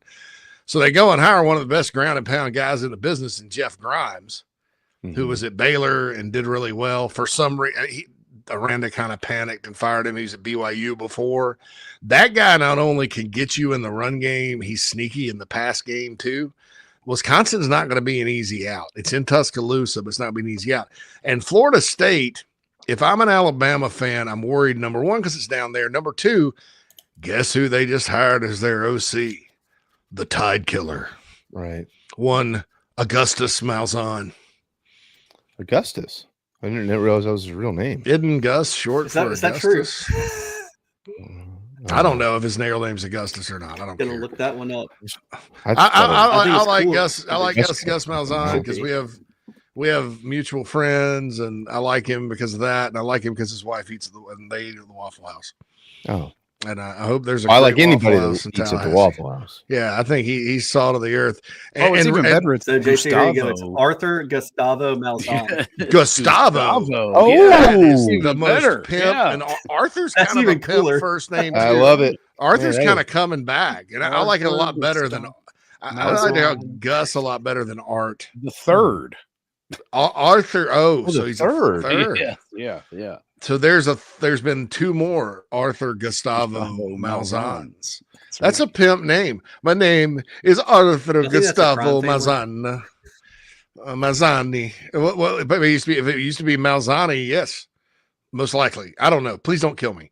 So it's like, yeah. I mean, but that guy, he beat Nick Saban in Alabama, I think, more than any other head coach.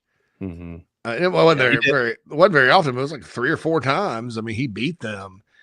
And by the way, they were 6-5 during the pandemic, and he gets fired. How in the hell are you going to fire somebody for winning 6 SEC games?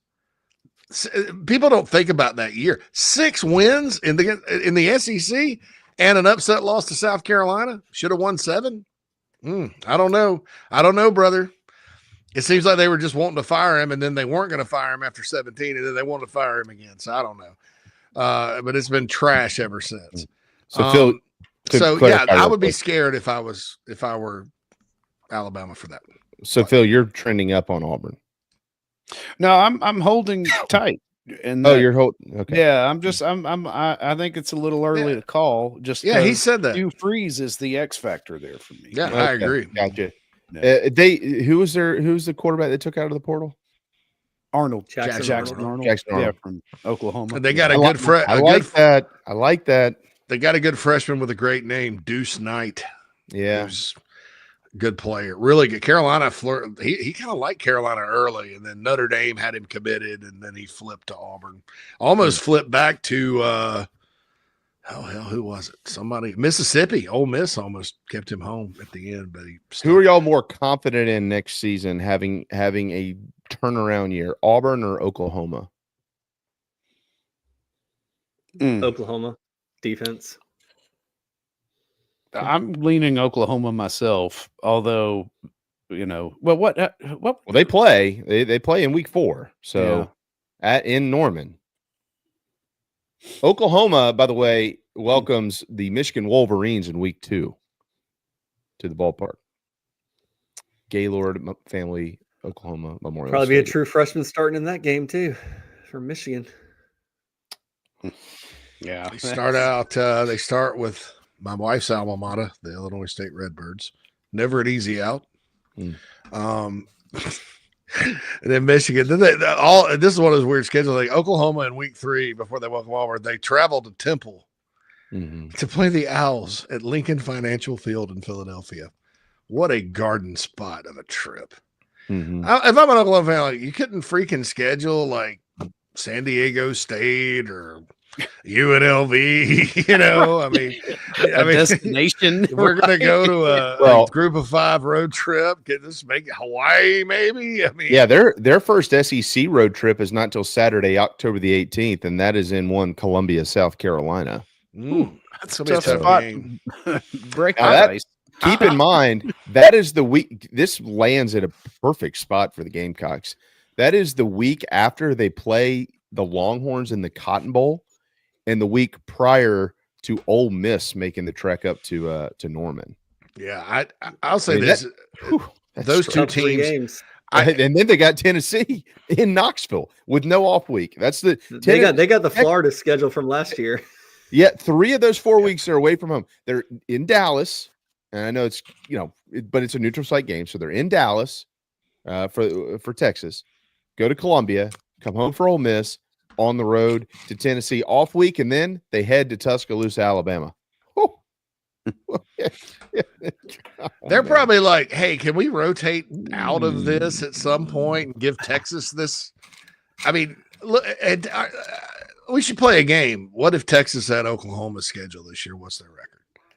I mean, and he asked me if Oklahoma and Auburn. I'm going to go the other way. I'm going to go with Auburn because I think Auburn has better players, but I share the concerns. And I think both will be will be much better next year. I like Venable's hired offensive coordinator, and they got the quarterback from Washington State coming in, who everybody thinks is like Peyton Manning. He's good, but we'll see. He's much better, probably an upgrade. But that Michigan game is going to be important for them. Hey, JB, let me throw a question your way. All right, we're talking Alabama, we're talking Auburn. Who's got more faith in going up, going down? Who wins the next SEC championship between those two schools, Auburn or Alabama? Who wins one first? I'll stay with Alabama on that. War Eagle. Yeah, I'm gambling now. I'm gambling. I mean, this is a little gamble. I've got plus 225, and Jamie's got minus 110. Yeah, that's why I'm gambling. But I just something in my heart says something's just not working at Alabama right now. And and he's not going to get time to figure it out without people coming. I mean, the guy was 66-3, 93-9 or whatever, and now he's got Paul. I just don't think. I mean, somebody literally calls like he's just not the man Nick Saban was. Just not a man of character. Well, actually, here's one more for you guys: Auburn or Florida? Who wins an SEC championship first? But Auburn and Florida? Auburn and Florida. Yeah, that's a yeah. Woo. All right, why is the sky blue? It just is. Have you ever seen Joe Dirt? I mean, I don't know. Auburn, I lean Auburn. Well, I like, yeah. I mean, I like. Is it time for a timeout? Florida? Can you please play the music? So I don't have to answer I got to this? play the music. Yeah, Auburn's gonna. I'm trying to dodge this here. I know. Auburn will turn it around. We still got a minute. Napier will get fired. Auburn will turn it around. Florida will have a Jeremy Pruitt type season. Jeremy Pruitt won 8, and everybody's like, he's the answer. And then the next year, pandemic year, he's 3-7, terrible, and gets canned in McDonald's bags and all that. That'll happen. And then there's some stuff below the surface at Florida, scandal-wise, that can always pop up. Auburn will go 9-4, and then DJ Lagway will get in the portal and go to Auburn and win the SEC. And win. At Auburn. Is this before or after Dabo takes the job in Tuscaloosa, after Kalen takes the job in L.A., after the guy in L.A. takes the job with the Cowboys, after the guy in the Cowboys takes the job with the Bears, the guy at the Bears takes over the presidency? Predictions you've done this week. Ye of little faith. Step 1 has already happened and happened yesterday. That's right. So, okay. I don't know. I'm 1-0. All right, so is it prime time or is it Lincoln Riley? Lincoln or prime? Who ends up in Dallas? Oh, my guess is it ends my guess is it ends up being prime. I know Jerry Jones likes Lincoln Riley. Do I have Lincoln Riley and I can get the Cowboys job and get the hell out of there? I'm going. Who do you hire, Lincoln Riley or Steve Sarkisian?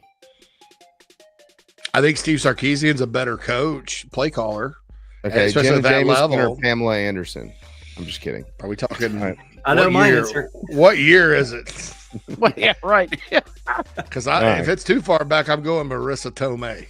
Oh, you could make that argument now. I don't know that Possibly it's far back. It's not that far out of the question, sir. All right, it's 12:59. There's no question we need to hit a timeout, so we'll do that. Built by the Barndo Co. and powered by our friends at Electric Bikes of Charleston, electricbikescharleston.com. Spring's right around the corner. We'll be right back. There's nothing like Saturday in South Carolina. However you enjoy Gamecock football, Gamecock Traditions has a long-standing legacy of being a part of your game day. From tailgates to touchdowns, Gamecock Traditions has what you need and want with our beloved Block C logo. Get into Gamecock Traditions in Lexington or the Village at Sand Hill, or visit GamecockTraditions.com and have it shipped to your doorstep. We look forward to taking care of your family. Go Gamecocks.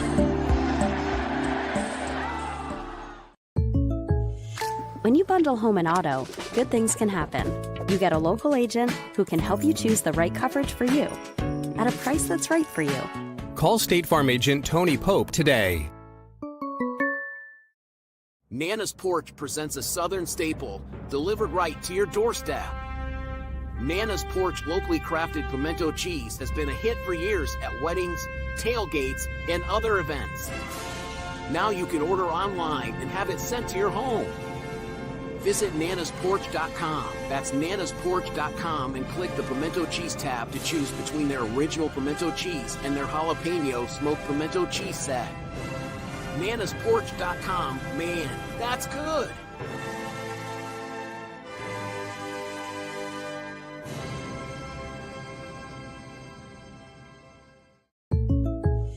When you bundle home and auto, good things can happen. You get a local agent who can help you choose the right coverage for you at a price that's right for you.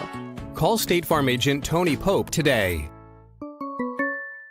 We got started in 1979. Because we're a manufacturer, we're able to control our costs. That's why we like to manufacture as much of the product as we can, because in our factory stores we can offer a competitive edge over other people around the country. When people come into one of our Palm Casuals, it's like they're buying their car at Detroit. They're going right to the factory and buying their car. 30-day money-back guarantee. That's a big deal with us. I mean, we give 30 days to do anything. I mean, return it, change it, get a different color, get your money back. When you pull into a store and it says Palm Casual, you know you're at a factory store.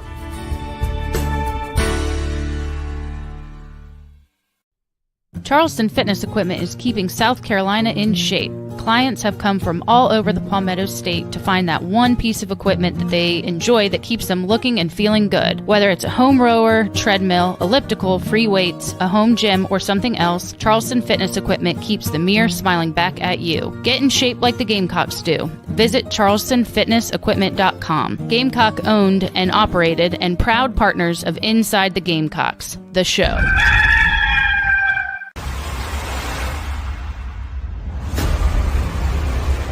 What Right to Bear is we're an association of members across the entire country, and what we offer is we offer legal defense in the event of a self-defense case. Nice. So it's not insurance. So we offer an attorney in the event that one of our members might have some type of an accident. ProtectWithBear.com. We've got all of our social media accounts on the bottom of our website. We've got blogs, articles, detailed description of all of the coverages in depth, and we'd love to have you come check us out and ultimately get the protection you need.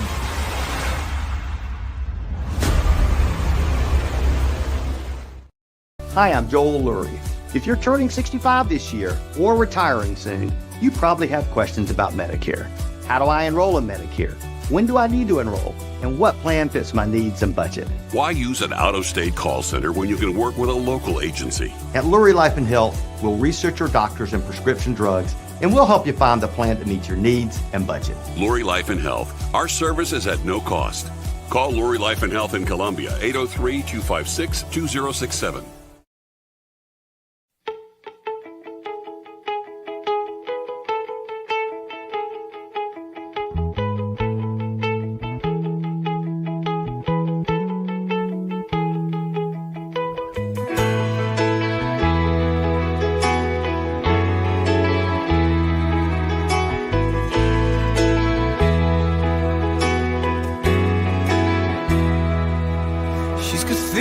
Bells ringing down cobblestone Charleston streets. She's the morning sun rising on the horseshoe at USC. She's moonlight on black water, a John Deere down a Greer farm road, moving night loose and slow. No, there ain't nothing like her. She's a southern one of a kind. Even in my dreams I still find her. She's like an old friend awaiting when I close my eyes. And how lucky I am to call her mine. No, you'll never find another like my Carolina.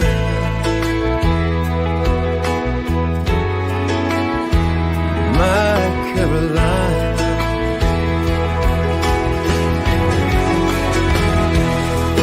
Talking about my Carolina. Talking about my Carolina. My Carolina. South Carolina. South Carolina.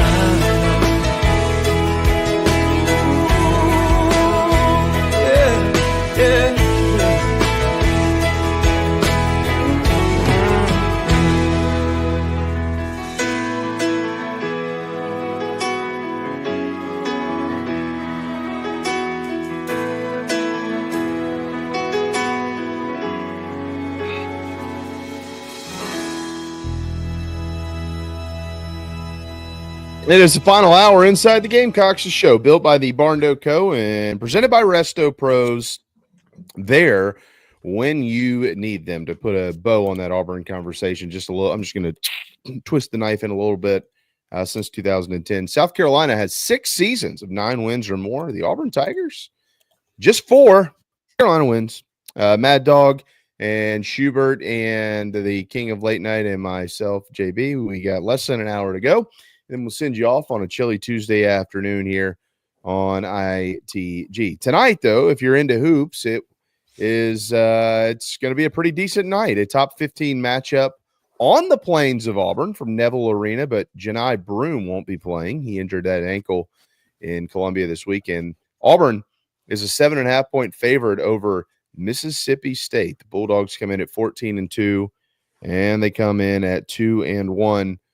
In the league, coming off of a high-flying, high-scoring affair in Starkville against Kentucky, and they fell 95-90. Tonight at 7 on ESPNU, Alabama plays host to undefeated in SEC play, 14-2 overall. 21st ranked Ole Miss. The Tide are 11.5-point favorites at home in that ball game, and another almost top 10 matchup. A&M is ranked 11th in the country, and they'll make the trip to Rupp. They're in Lexington tonight. Kentucky is 2-1 in league play, 13-3 overall. They have identical records. Wildcats are 6.5-point favorites, and that game will be televised on ESPN2. Our friend Mike Morgan will call this one at 9 o'clock tonight. He's going to be up late. If you want to hear the Golden Tones, you got to stay up late. 9 o'clock tip on ESPNU. Missouri is off to a fantastic start. They're 13-3 and 2-1. And they are in Florida, in Gainesville, at Florida, from the Stephen C. O'Connell Center, by 5th ranked in the country. The Gators have lost just once. They're 2-1 in league play. So that is the ranked SEC schedule tonight. I'm pretty sure I didn't miss any SEC games. I did. 9 o'clock tonight on the SEC Network. Arkansas and LSU. Arkansas no longer ranked. Both of them are 11-5 and 0-3 in league play, which means that somebody will get their first SEC win tonight unless they tie, which that can't happen. But, Matt, tomorrow night at 6 o'clock on the SEC Network in Nashville from Memorial Gymnasium, Carolina is also searching for their first win in the conference against Vanderbilt. And you're in numbers, guys, so this is where we love having you because you get to take these things and just run around with them.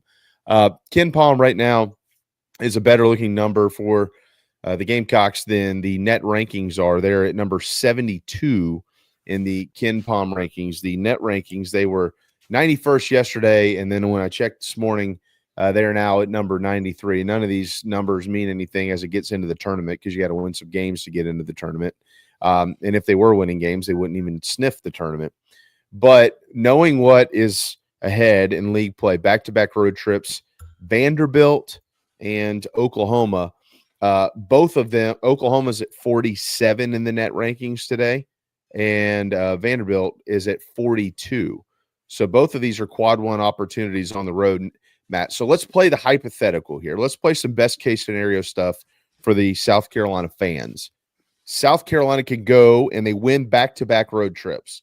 Top 40 net wins, or I'm sorry, top 50 net wins on the road. That gives them 2 quad ones. Projecting here, again, this is all hypothetical, but projecting here, how much could that change the current metrics for Carolina basketball? Well, if you look at the Gamecocks right now, the Gamecocks are sitting at 10-6 overall, 0-3 in conference. I think, despite how difficult the SEC is this year, and I'm going to come back to what this weekend would mean, JB, but I think you're going to have to see the Gamecocks get to at least 3 games under 500 at the end of the season and at least 4 or 5 games over 500 overall. And I think that's the case for every SEC team this year. Because there are just so many bracket principles and bracket precedents that have been set where I don't think there's ever been a team that didn't win an automatic bid that maybe won. I think it was Vanderbilt, but I can't remember. It was a number of years ago, 10 years ago.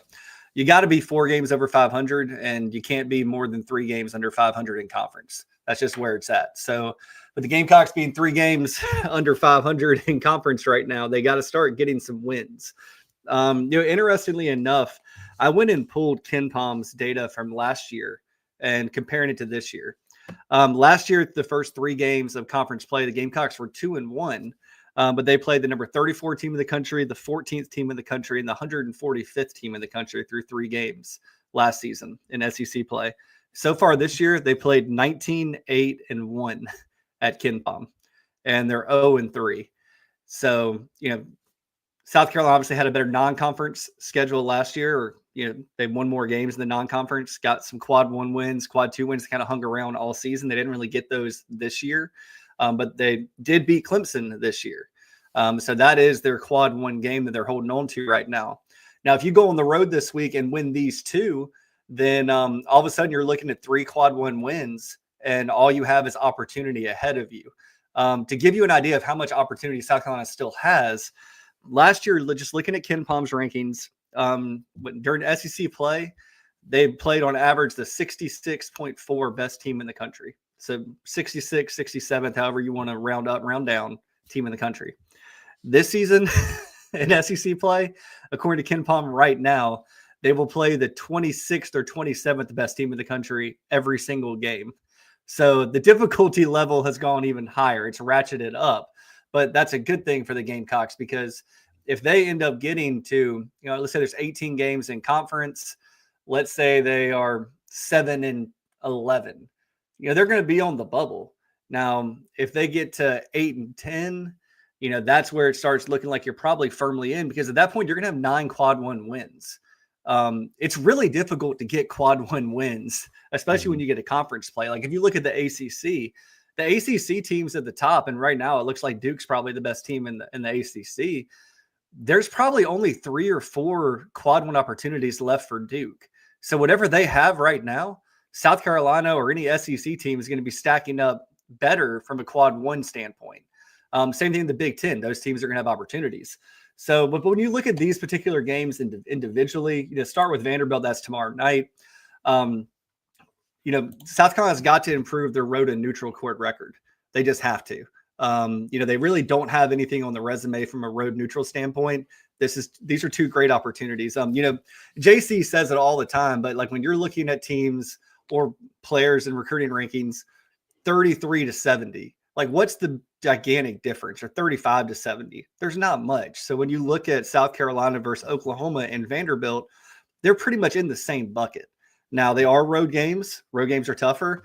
Obviously, Vanderbilt's Coliseum is interesting. It's a weird place to play. It's a weird gym.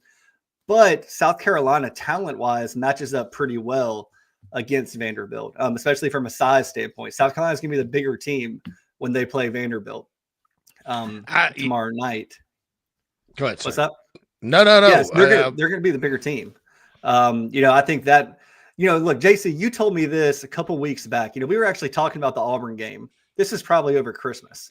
And you told me that sources inside the program had told you that they thought they matched up pretty well with Auburn from a big physicality standpoint. And sure enough, they did when they played Auburn. No one else gave them a hell of a prayer. Hold on. Let me clarify that, though.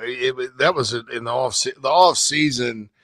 And the reason Auburn was even discussed is because they beat Carolina pretty good last year. And that size and athleticism inside was a big factor in both of those blowout games. This wasn't recently that they were like, "Oh, we're going to go play Auburn off the field." No, I wasn't. But you're right. That helped in the game. I mean, Pringle and Colin Murray Boyles both had really good basketball games. The missed free throws notwithstanding. All right, before we wander off too far, for the fans here, hold on just a second. There's 15 games left in the league. Let me get back to my original question. There's 15 games left in the league. Of those 15, 13 are quad 1 games. 13. The other 2 are quad 2. So every win is going to be a significant victory when it comes to the metrics. Just pertaining to the next 2 this week that are both on the road, at Vanderbilt, at Oklahoma, both quad 1 opportunities. Just give the audience a general feel. Your net ranking right now is at 93. If you win the next 2 on the road, I would say circle this number as to where they would be in the net, because that's all people want to. They don't understand all the math and just give me a general idea. If we come out of this week at 12-6, 2-3 in the league, back-to-back road victories, we're at 93 now. Where could we be in the net rankings? I'd say mid-70s. Because if you're looking at winning these next 2 games, the metrics have Vanderbilt as a 6-point favorite. Ken Palm does, and they have Oklahoma as an 8-point favorite. So that means you're making up the efficiency difference there if you're winning that game, because you're getting +7 a minimum, +8 plus a minimum. Now, it all depends on what else happens in the country around South Carolina. If other teams win games, then if every team that's favored to lose beats the teams they're favored to play, they're favored to lose to over the next 2 games by more than South Carolina does, South Carolina's not going to move that much. They might jump teams that lose. So, I think you're really just, if you look at that 70 to 100 range, just follow those teams this weekend and see what they do. That's going to tell you how much they can move. But yeah, realistically, JB, I'd say mid-70s is where you can see them move. They're 0-3. Again, simplifying numbers for the fans here, for myself, quite frankly, too. But you're the numbers guy, so this is why I'm being the train conductor here. I'm not going to muddy the waters. I'm going direct to the source. That you're our numbers guy. There are 15 games left. Okay, you mentioned just a little while ago that 3 games under 500 in the SEC, which would be that's not even possible. You'd have to either be 8 and 10 or 7-11 or 8-10. Okay. Based on where they are, 8 and 10 probably is where they're going to need to be. I would just a little bit. I'm including conference tournament as well, JB. You can get to 3 under if you take the entire conference tournament as well. Okay, fair point. But let's just play, and you're right about that 100%. So let's just play this out in the regular season here. Okay. And again, I get it. A lot of people don't think that this is possible. That's not the point of the exercise. The point of the exercise is to create the path so we can follow along. If South Carolina is to win 8 conference games, and they don't have any conference wins. So if they're to win 8 conference games and they only have 2, and it doesn't look like, by the way, that number is going to change much at all. But they only have 2 left that are quad 2. Everyone else is quad 1. So if they get to the end of the season and they're sitting there at 10-6 right now, all right, and they win 8 more games, which means they finish with 18 victories, which would be basically all quad 1 or 7 quad 1 and 1 quad 2, or however you want to look at that. And then you tack on another 7 losses. So they're 18-13, but they've got 8 quad 1 victories. What does that tell you? They're in the tournament going into the conference. With 8 at 18-13 with 8 quad 1 wins. Yeah, they would be in, and I would venture to say that any SEC team would be in with that record. It's not specific to South Carolina, but yeah, they'd be in. Okay, one more follow up on that, because you win, you lose, and everything you're playing is quad 1, quad 2, you're not getting knocked much unless you're just getting embarrassed, right? Like your metrics don't change a ton from the net ranking standpoint. It might from an efficiency standpoint with KenPom, but with net, if you go on the road and you lose a quad 1 game, you're not getting knocked 10, 12, 15 spots or anything like that. So there's not a lot of move. So the more that you win, you gain more than you lose when you lose. Matter of fact, they moved up in the net rankings from going 0-2 last week for anybody that actually may have missed that. So how much can they because I think a lot of fans think net rankings, KenPom, like that becomes the center of the universe conversation. Everybody zeroes in on it. We zeroed in on it last year, Matt, but it was a different conversation from years past for a multitude of reasons, which we don't have enough time to get into. But if you have 8 quad 1 wins this year and your net ranking is sitting somewhere in the 50s or the 60s because you're playing in the SEC and you're afforded some extra losses, how much does that weigh as in against previous years where you probably needed to have a net ranking of 20s, 30s to get into the, like, I guess what I'm getting at here, I'm trying to get you to come out and say, if your net ranking is in the 50s this year, but you've got 8 quad 1 wins because you're in the SEC, that's probably going to negate a lower net ranking and you'll get into the tournament because of that, regardless of whether it's South Carolina or another league team. Yeah, I understand what you're saying, JB. And yes, I would agree with that statement. You should, and you will. Now, what people need to remember, and this goes under the radar, and people forget about this, like KenPom is not really supposed to be used as a tool for selection, and neither is your net rating. The net rating, all it's intended to do is to set up the quad 1, quad 2, quad 3, quad 4 buckets for comparisons. Right. That's why, if you win a home game versus 1 through 30 in the country, it's a quad 1. But if you win a game against a number 75 team, it's a quad 2. Like all people have to realize that all those numbers mean is your quality of wins versus losses.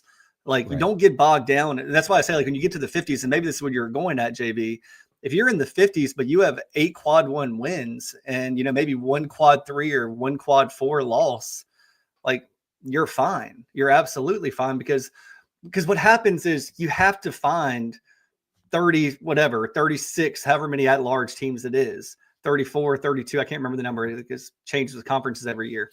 But you got to find those teams somewhere. And when you're stacked up against, let's say a team in the 30s that's, okay, hell, like let's say Boise State. They've always been a team that's kind of in the 30s, 40s. And they have a combined 2-6 record in quad 1 and quad 2. And you have 8-9 record in quad 1, you're going to get picked ahead of them every single time. Okay. It's all I'm trying to, the only point of this exercise was to get you to simplify the clutter that is in people's brains right now. Like we're getting too lost, and I get it. We've talked a lot about the play on the court and what do they need to do. That at the end of the day, that's what matters. I get it, right? But every time you start having this conversation, well, the point guard is this and the shooting guard. Yeah. No, hold on. Let's just talk about the basketball team, where they are, and is there a pathway to actually get there, and what does that pathway look like? So when we get to February the 1st, if South Carolina is, 3-5 in league play, people understand they don't have a chance, or they do have a chance. And South Carolina needs to win games clearly, but because of the opportunity that is left, which is basically all quad 1, Carolina has as good of a chance as anybody in this league to go to the dance. There's a lot of things that need to happen, but it's not like the door is shut and everybody should just give up on it and just wait till baseball season. Not at all. And that's what I texted you the other night after the Alabama game. I was like, look at these teams that are on the schedule. I mean, South Carolina actually, every team has a tough schedule in the conference, but South Carolina avoids, those top 5 teams in the country for the most part. I think they only have like 6 combined games against like the top 5 teams in KenPom. It's something crazy like that. Now, if you really want to simplify this, JB, and, all the fans that are watching at home want to just have, go get a dry erase board and put 7 home games, 8 road games on the board. If they win 5 home and 3 road, 5 at home and 3 away, they're going to the NCAA tournament. So just put your little tic tacs up there and you can go to sleep After the last game of the season and say, well, they got 5 home and 3 away. They're going to the NCAA tournament. And I'll add this too, just looking at the schedule. I mean, there are 4 games you look at and go, 2 against Florida, at Kentucky at Rupp, and at Tennessee at the last game of the year. They play well in Rupp. What are you talking about? I think they play well against Calipari, which gets me to my next point. Here are the other 11: at Vandy, at Oklahoma, Mississippi State at home. I can almost guarantee you they won't lose by 35 if they play the style they played the other day. At Georgia, Georgia's really good this year. A&M at home, they've owned A&M. Ole Miss at home. Ole Miss is good, but Carolina matches up at LSU. LSU's kind of down there with the Gamecocks. Texas at home, they're 0-3 in the league. At Missouri, they won there before. Arkansas at home, Calipari. Arkansas's got one of the lowest nets out of all the quote unquote really popular teams, but they come to Columbia. Georgia comes back to Columbia. That's not as daunting as at Mississippi State and then freaking Alabama and Auburn back to back at home. I mean, that, and I'm not saying that Carolina's played well. I've been clear in saying they're not. But man, I like these 11. I like those matchups, and there's only 4 beasts like where you go left on the schedule. But heck, they should have beaten one of the beasts this past weekend. So there is hope. I mean, and I don't necessarily think they have to sweep Vandy and Oklahoma on the road. I think go 1-1. And then reassess, and probably not going to beat Florida, but Mississippi State coming back in. If you're going to play that game different and you match up better, and then at Georgia, you got Georgia, you got A&M and Ole Miss at home. The schedule lightens up quite a bit, with regards to who are in my opinion, right now, and the metrics say this, the best teams in the SEC. You don't have to play. You have to play Florida twice. That's unfortunate this year, but you ain't got to play Auburn again or Alabama again. That's a great point. That is a wonderful point. We'll leave it there. It's time to step aside for a timeout. A real quick basketball note, but on the ladies' side, the women have been named the U.S. Basketball Writers Association Team of the Week for the second time this year. They're 16-1. They're number 2 in the country. Their only losses to number 1, who's UCLA, who is undefeated, and South Carolina. We're talking about the men trying to get in. The women are already in, so we can just leave that conversation at bay.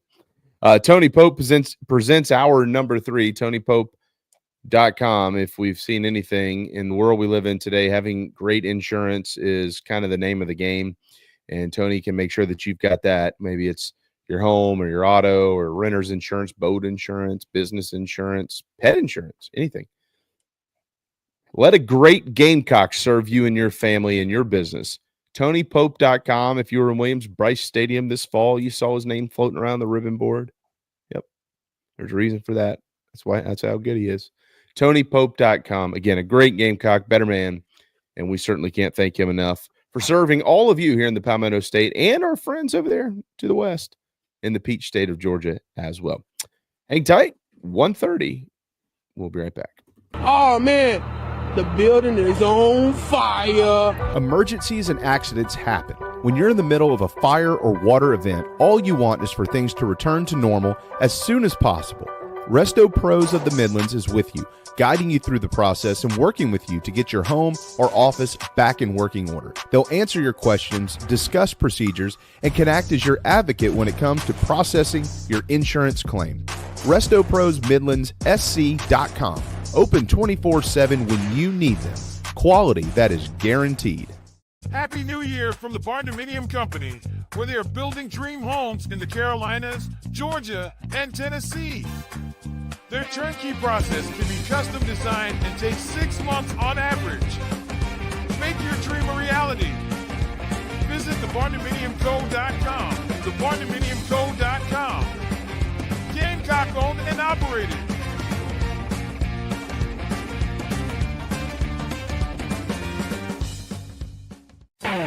Think about that old ride of yours. The carpools, the road trips, the heavy hauls, date nights, and the dings and the dents and the sticky spills and cracker crumbs, and that smell that really never goes away. Do you really want to start the new year in the same old ride? Or is it time for a fresh start?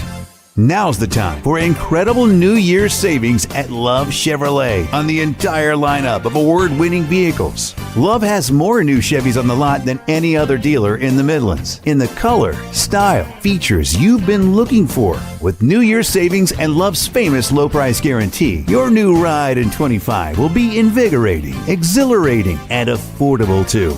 South Carolina's #1 volume Chevy dealer, I-26 at Harbison, and online at lovechevy.com. Together, let's drive. That's the power of love. Love Chevy.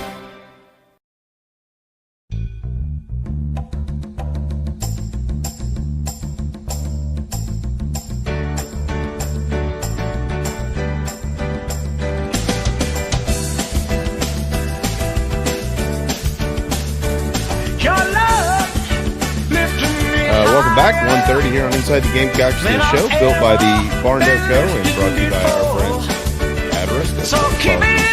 For that, Mad Dog Shurburtt and myself, along with the team Late Night, Matt Anderson, joining us here. 1:30, we are 1 month from the first pitch of the season. Carolina baseball, the D1 Top 25 was out yesterday. In that, practice next week. We'll begin to start focusing a little bit more on Paul Maneri's first season at the helm. And a reminder, we'll continue to remind you until all the tickets are gone, that Saturday, February the 15th, they will be honoring Ray Tanner at the ballpark that day, the day after opening day. So as Matt pointed out earlier, Valentine's Day at the ballpark sounds great to me. Luckily, my wife could care less about Valentine's Day. So, you know why, JV? Because you make it Valentine's Day every day for her. Yeah, that's a good point. Yeah. Ooh. Yeah. That's a good Dude, point. that was a mic drop moment there. That was a good. Some demands. There's nothing to follow that up with. Like, you're right. I'm hearing a Peter. Like, what am I doing? Well, I heard a Peter Cetera song in my head. Get all that. You get all that. I am right a there. man. Yeah. You get all that right there. So we're going to the ballpark, sweetheart. Pack your bags. hope you enjoy hot dogs and nachos for Valentine's Day. JC, we had a question from Wayne earlier. Any chance the defensive tackle Simmons ends up with us? We've had this question every day for approximately 6 months. So do you mind answering this so we can move on? Don't mind answering it again, Wayne. Wayne, I love you, man. I'm just picking on you, but I'm not picking on you. We've I get it a lot. Reach out for this. A lot. Well, I mean, the dude's 6'8", 340. I mean, yeah, exactly. Yeah. Who doesn't want that guy? Or 6'6.5". Still, he's a big kid and he's from the state. But the update on him, he's taking classes, not playing football.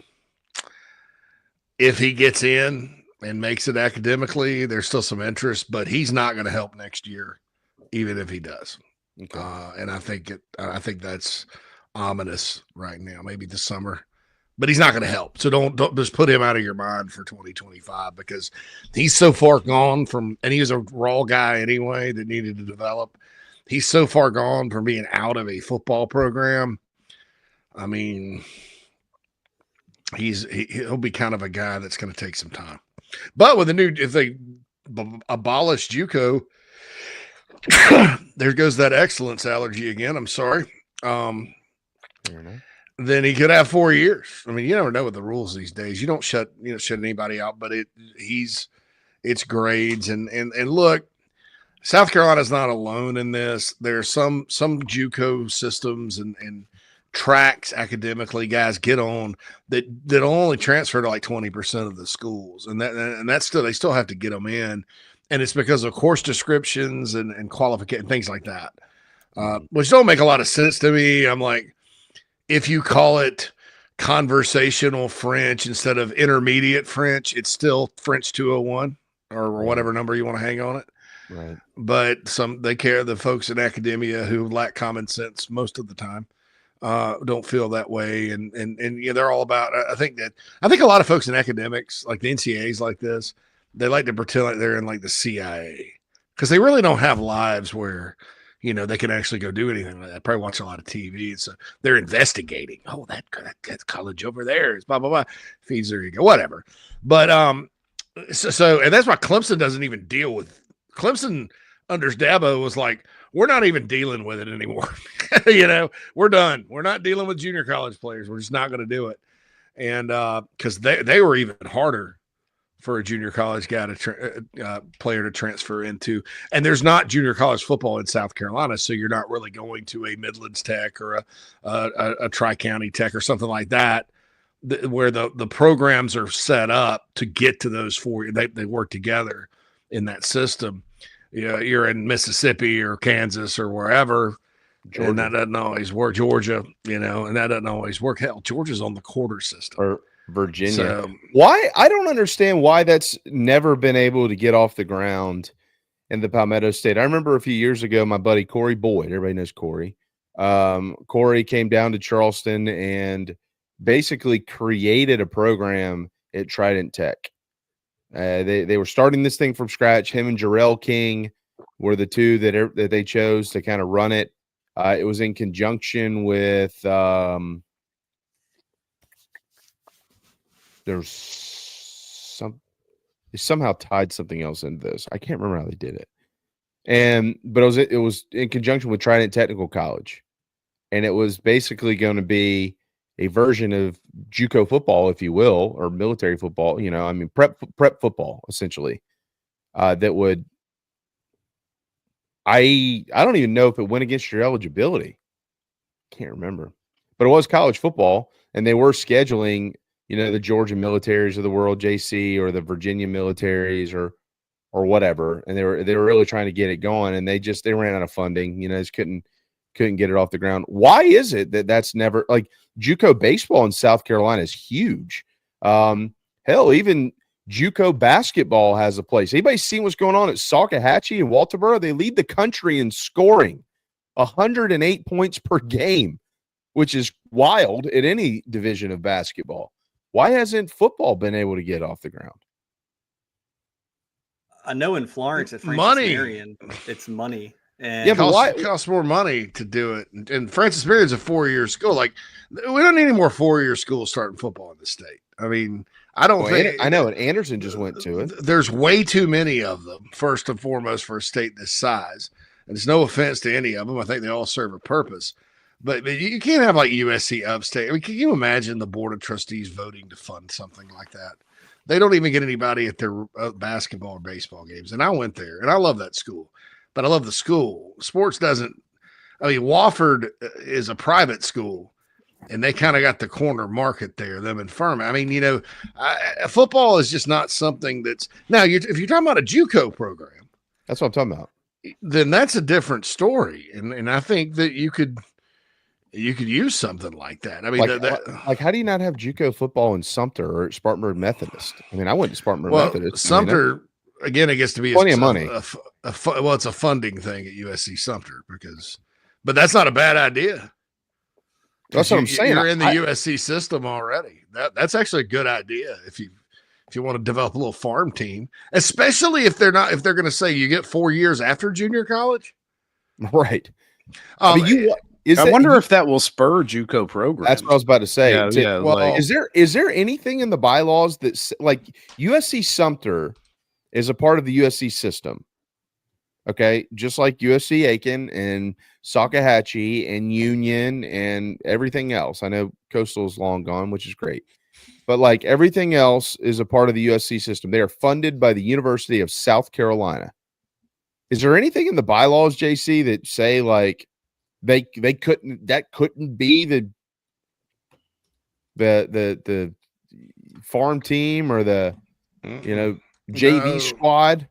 Hey, look, and you're not ready for the big leagues. We're going to send you to Sumter. You're going to play Georgia military, Virginia military, yada, yada, yada. And then in a couple of years, we'll reevaluate you. Yeah, I mean, you couldn't require them to all go to USC Columbia. Well, you wouldn't want to do that anyways. It might suck after 2 years. You wouldn't, but like, okay, yeah, because the NCAA can't regulate. They regulate institutions, not systems. And so USC Sumter is its own school. It's a 2-year school like Salkehatchie and Union and Buford. but it's part of the USC system, right? If you start regulating systems and say you can't go from one system to another, then you can't let somebody transfer from East Carolina to North Carolina or from Georgia Southern to Georgia Tech, because all those states are governed a little differently than ours and have a board of regents, and every one of their big school or their schools are part of the University of North Carolina system. It's kind of funny. NC State's actually started as a branch campus of UNC Chapel Hill. Don't tell them those people that, but I looked it up. In Texas, you have two systems plus Texas Tech and Baylor and all. I mean, I think A&M actually has a branch campus that is a 2-year school. So yeah, they couldn't do anything about it. And it would make all the sense in the world. It would have really made sense in the 80s and 90s, guys, because nowadays most of your top prospects qualify. There's not as many. I mean, there was an epidemic when I started covering recruiting. There's 30 guys every year that are no-brainer Division I guys that they just could not qualify. Now, I think in South Carolina that number's decreased, but there used to be quite a bit. Maybe there still is. I'd have to look into that and really spend a year going to high school football games to have an informed opinion on it. But on the surface, yeah, what are they called? Something's called the fire ants. Yeah. Yep. Welcome to another season of Fire Ant Football. I'm Roger Dorn, whatever. Anyway. Hey, JC, would those players in like the USC system be able to go through spring ball or summer workouts or anything to get more traction with the program? Or is that infringe on the 85 scholarship rule or the 105 scholarship rule, whatever it's going to? You can't have combined workouts. You can't work out. Okay. Can't have combined workouts because that gets into the whole, because nowadays, Matt, there's not just lifting weights. They have sessions that they can go in and walk through like plays without the ball and stuff.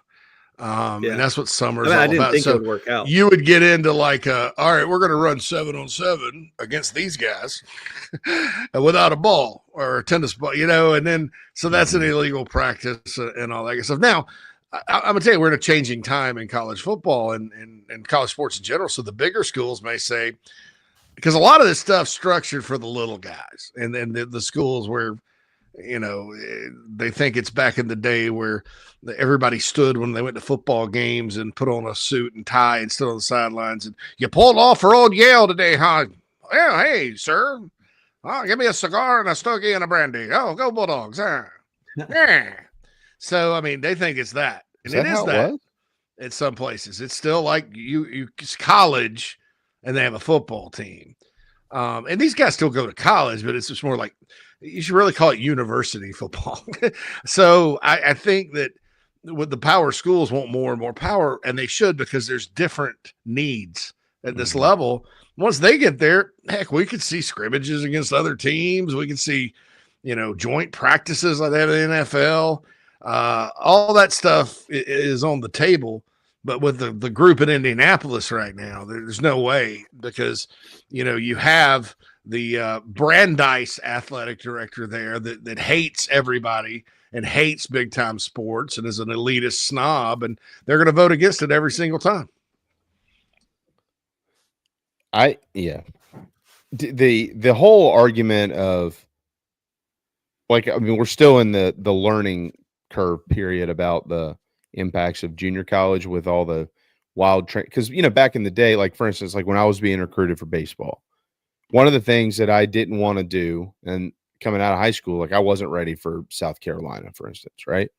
So one of the things that I didn't want to do was go play, like, I didn't want to go to the Citadel, who was like, you'll come in and start, or the College of Charleston, or wherever, and then have to transfer, and you sit for a year, and you go through the whole rigmarole, right?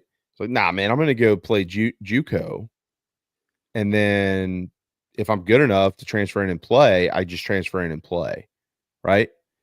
But see, you don't have that wall anymore, which is, so you could go to Newberry and like Mario Anderson and transfer right in, and it's no big deal. Like JC, your point a minute ago, like junior college used to be twofold. One for the non-qualifiers, the NQs, and then the other was a developmental thing. Like, man, I'm going to place you so you can develop, you can get stronger. We're going to watch your work ethic. We're going to watch your commitment to the game. We're going to, all the little things, all the little tricks that these coaches have, right? And they keep an eye on them. And then in a couple of years, wham, there they are.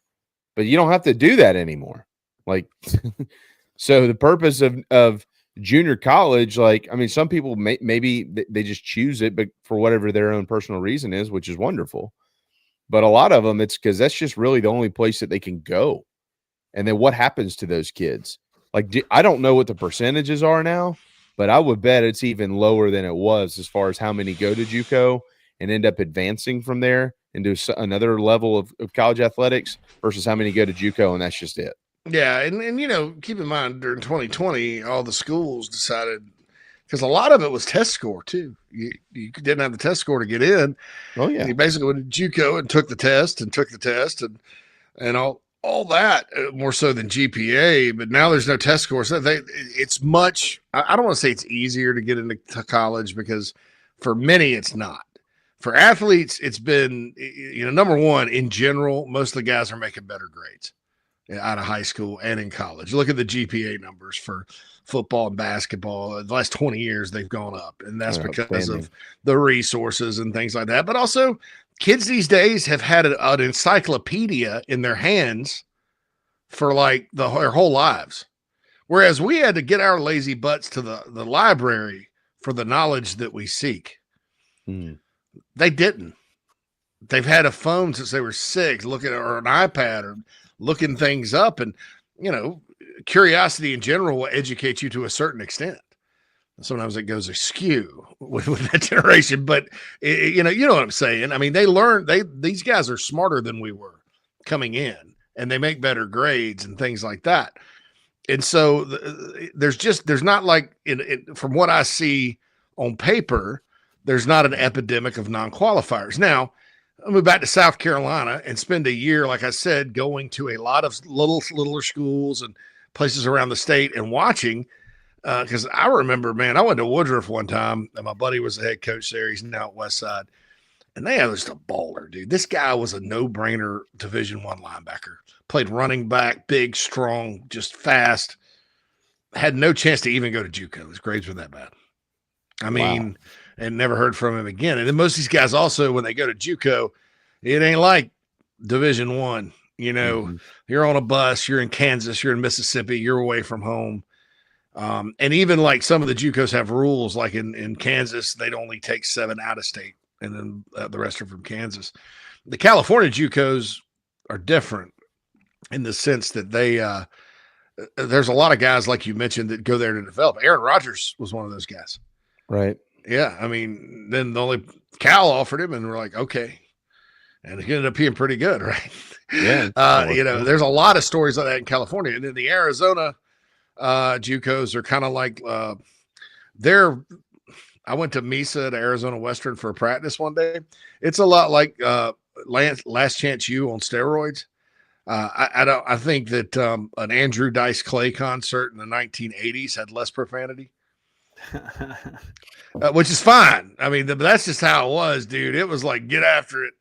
And so good players have come out of there through the years, but so that Arizona is a little bit different story than all of them. And then you have some in Utah, like Rasul Faison started at Snow Junior College in Utah. So every state's kind of a little different with that. But I think JUCO football is a good opportunity for folks. And I'm all about opportunity, expanding opportunity. And I think that those provide that to a certain extent. And I do wish the admissions department and everywhere that has sports that they care about, just about every school, sort of came to reality. I mean, if you're going to just say you don't need a test score and do away with that metric as whether or not you belong, then you should let your athletes in that have any kind of progress in JUCO at all. It's kind of stupid and sad not to. Who's the most impactful Gamecock football player to come out of junior college? Lord have mercy. That's a tough Impactful. Yeah. I mean, Kinlaw made an impact when he was here. You go back, Jonathan Joseph. I was mean, a you can junior say college best. guy. You can say who's the best Carolina football player to ever come from JUCO because they might have not made as big of an impact, but they were the best player. And see, I don't know who maybe came from JUCO in the 80s and 90s either. Ooh. Because it was a big thing under Holtz. Gosh, y'all remember the Randy Jackson recruitment? Sure. Carolina and Clemson, 5-star JUCO, went back and forth. Gamecocks got him. He played 0 snaps. What was the Swapshire guy too? Wasn't he from JUCO? But he started. Daryl Shropshire started and was with the Falcons for a while. Cleveland Pinckney was a JUCO guy, really good. Jonathan Joseph, though, I mean, because the dude came to Carolina and lasted 15 years in the NFL. Yeah, I mean that's up there. I mean, for me, as far as junior college guys, who else? It was JUCO that was pretty good. Kinlaw came along. Craig asked if James Atkinson was JUCO. Yeah, James Atkinson was a JUCO guy. I think I felt so sorry for him. I mean, so good, and he dropped so many passes, and he got emotional about it one day. And I mean, there were so many times, he just, for whatever reason, he lasted a minute in the NFL. Now, Jarrell Adams was a prep school guy. That doesn't really exist anymore. What about Jasper Brinkley? He came from. Jasper. Yeah, Jasper I forgot Casper. Georgia Military. Jasper Brinkley, Georgia Military. Brinkley was a bad dude, man. He was really good. Those two linebackers that started in 2010, Straughter and Dickinson, were JUCO guys. Dickerson. They were godsends because the players that ended up starting after them weren't ready. They were young, and then they replaced Brinkley from the year before in 09 and 010. You got Gethers and Ajabue or whatever. They came from. Those are prep school guys. A few years ago, they basically, the NCAA basically terminated the prep schools. They're like, no, you got to. There was some kind of rule that they had to do. So I loved the prep school route. That was great. It was great for basketball gray too. Shirt. Well, you almost have to separate the conversation from offense to defense. Yeah. You know what I mean? Like, JC's made a pretty good point for Jonathan Joseph, if you think about it. But Jasper Brinkley certainly was those guys come to mind. I mean, that era isn't as big as it is large, but it's not as large as you would think because it wasn't popular in the 70s, 60s, or anything like that. It's like George Rogers came from JUCO. Yeah. 80s, 90s, and then you're talking about basically I'd say 30, 35-year clip. Yeah, they were still getting junior college players in early Muschamp. Ulrich Jones and Marcavius Lewis. Were both JUCO guys. And we got Xavion Hardy coming this year. Yeah, Muschamp was always good for like one or two junior college players. He was at Florida too. In college football, the best JUCO of all time was Cam Newton. Yeah, he was kind of a bounce back guy, and there are bounce back guys. Alvin Kamara was another guy like that. Mm-hmm. That was before the transfer portal, but at Carolina, the Brinkleys, Shropshire, and Pinckney on the inside. Who's the kid? The D lineman from New York? Sean Smith, D lineman from New York, was a junior college. Holtz took too many of these dudes. Sean Smith ended up being a better pro than he was at South Carolina. Yeah, I mean, he was quite the character on the call with Coach Tanner as they were trying to figure out whom to hire. Dante Sawyer was a JUCO. And I'll leave that there. He's from Brooklyn, New York, man. He has no filter, but loves the Gamecocks still. Oh, he didn't have there's no filter with Sean. I mean, I see him. I follow him on X. But he was much better pro. So, Byron Gerardo was a junior college player. Shane found him out in one of the not so popular Kansas JUCOs, originally from Walterboro. Yep, he played a good role. Brad Lawing liked the JUCO. Byron guys. is actually originally from Green Pond. So let's get this correct. Okay, there's a difference in Green Pond and Walterboro and Green Sea.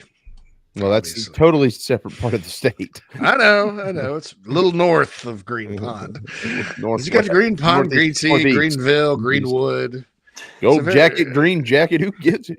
There's leprechauns in South Carolina. There's leprechauns in South Carolina. There's so much green.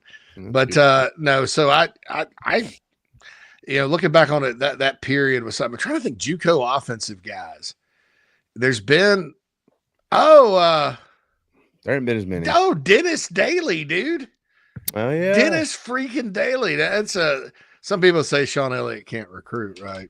I don't buy that. I think just like everybody else on the later Spurrier staff, he didn't sign a lot of guys that panned out. Oh, good. There you go. Llama's Keyshawn Nixon's a good one. Yeah. He got popped the other night too. So yeah, it's a great one. There's a kid over at Ridgeview late one cycle named Dennis Daly, and Sean goes and finds him and just sticks him at Georgia Military. He had no chance to qualify. Guy comes back. There's not, I think he's rated like a 3-star JUCO or something. Not a lot of optimism. He didn't even start the first game or two, like the first 2 games in 2017. And they were struggling at left tackle a little bit, and they pop him out there. And he played didn't come off the field the next 2 years and got drafted by the Panthers. So I always thought Dennis Daly was a great success story here. And Sean because Sean had left by the time, Dennis came back, and he played for Eric Wolford. But I thought that was a good piece of recruiting. Hey, JC, I'm going through it right now. Ronnie Jameson, a wide receiver for South Carolina in the 18 class. I don't even remember him. I don't even think he made it to school. I don't think he never got to campus. Yeah, I was just blasted the past just looking at this. I'd forgotten about him. If you had asked me who Ronnie Jameson was, I would never have remembered. I thought it was a porn star or a guy that owned a car dealership. Jameson Ford. Coming down to Ronnie Jameson Ford. Who's the greatest military vet to ever play at South Carolina? Pop Frisbee. Hey, Pops. King Dixon. Yeah, no, I've just given Pop some love here because he's always floating around out there stirring the dust up. So just giving Pop some love. He watches all the time. Yeah, I know. Well, yeah, okay, yeah. Well, you weren't serious about that. I was going to say King Dixon because I think King Dixon was a Marine or something. I don't know. Tim was a. Hey, I know Tim. Marine. Where did Hayden Hurst come from? He was an MLB guy. Walk on MLB guy. And he was a walk. Spurrier Jr. had him as a receiver. Walk on. He came in. Perry Orth kind of got that done, right? Perry Orth did get that done. Perry got that done. Dude, Perry, sneaky good contributor to the program through the years. Very sneaky, a contributor to this program at times too now. And also Right to Beer. Don't forget about that. But no, Hayden comes in 14th, they had him as receiver. Muschamp and those guys came in and made him a tight end, and he bulks up, and that's exactly what he was. I mean, and Kurt Roper just didn't use him enough in the passing game in 17. That was part of what got Kurt Roper fired, I was told. We had this first-round guy, and he catches 40 passes, and your best play to him is an end around. Mm-hmm. You didn't use him. He's sitting there blocking the whole time. So, no, I digress. But yeah, he was that. There's all kinds of paths. A lot of these guys have followed to get to South Carolina. Kelsey Quarles was a prep school guy. Mm-hmm. Lots of, but like I said, they killed the prep schools, which is fine. And they killed the prep school. JUCO? Huh? Jarrell King was JUCO. He was Jarrell King, absolutely. He was on my intramural basketball team, man. That dude did not want to be in the paint with him. Oh, I could imagine. He was very good. They finally found him a home at offensive tackle. The other thing about it, prep schools used to be for test score guys too. So I think the guys that would have maybe had to go prep for a while, they just had to go JUCO for 1 year, and now I think they're just getting in. So that was kind of what it was like. If it's just a test score, you can go to prep school and get that up. If it's a combination of both, you got to go JUCO. So, yeah. But that's the thing of the past. So is this show. 3 hours goes quickly. Thanks to Alex Jones for joining us earlier. To the king of late night. Any parting shots, Mr. Matt Anderson? Yeah, speaking of Alex, we'll be on tonight at 8 p.m. previewing the basketball game coming up, talking all Gamecock sports. Excited about it. So 8 p.m. Come find us right here. That's exactly right. Make sure you pull up the free Chief Sports app if you'd like to watch that. And if you're just going to be glancing around on the computer, you can head to the Chief Sports South Carolina YouTube page. You can always listen to it once it is over. JC will be off tomorrow. It's Wednesday. He sleeps in on Wednesdays and goes to lunch, does his hair and all that stuff. Yeah, Craig, the sushi boat was fine. My kids ate most of it though. That's what growing boys do. Thanks to all of you. As always, we'll be back tomorrow, like always, at 11 a.m. on ITG.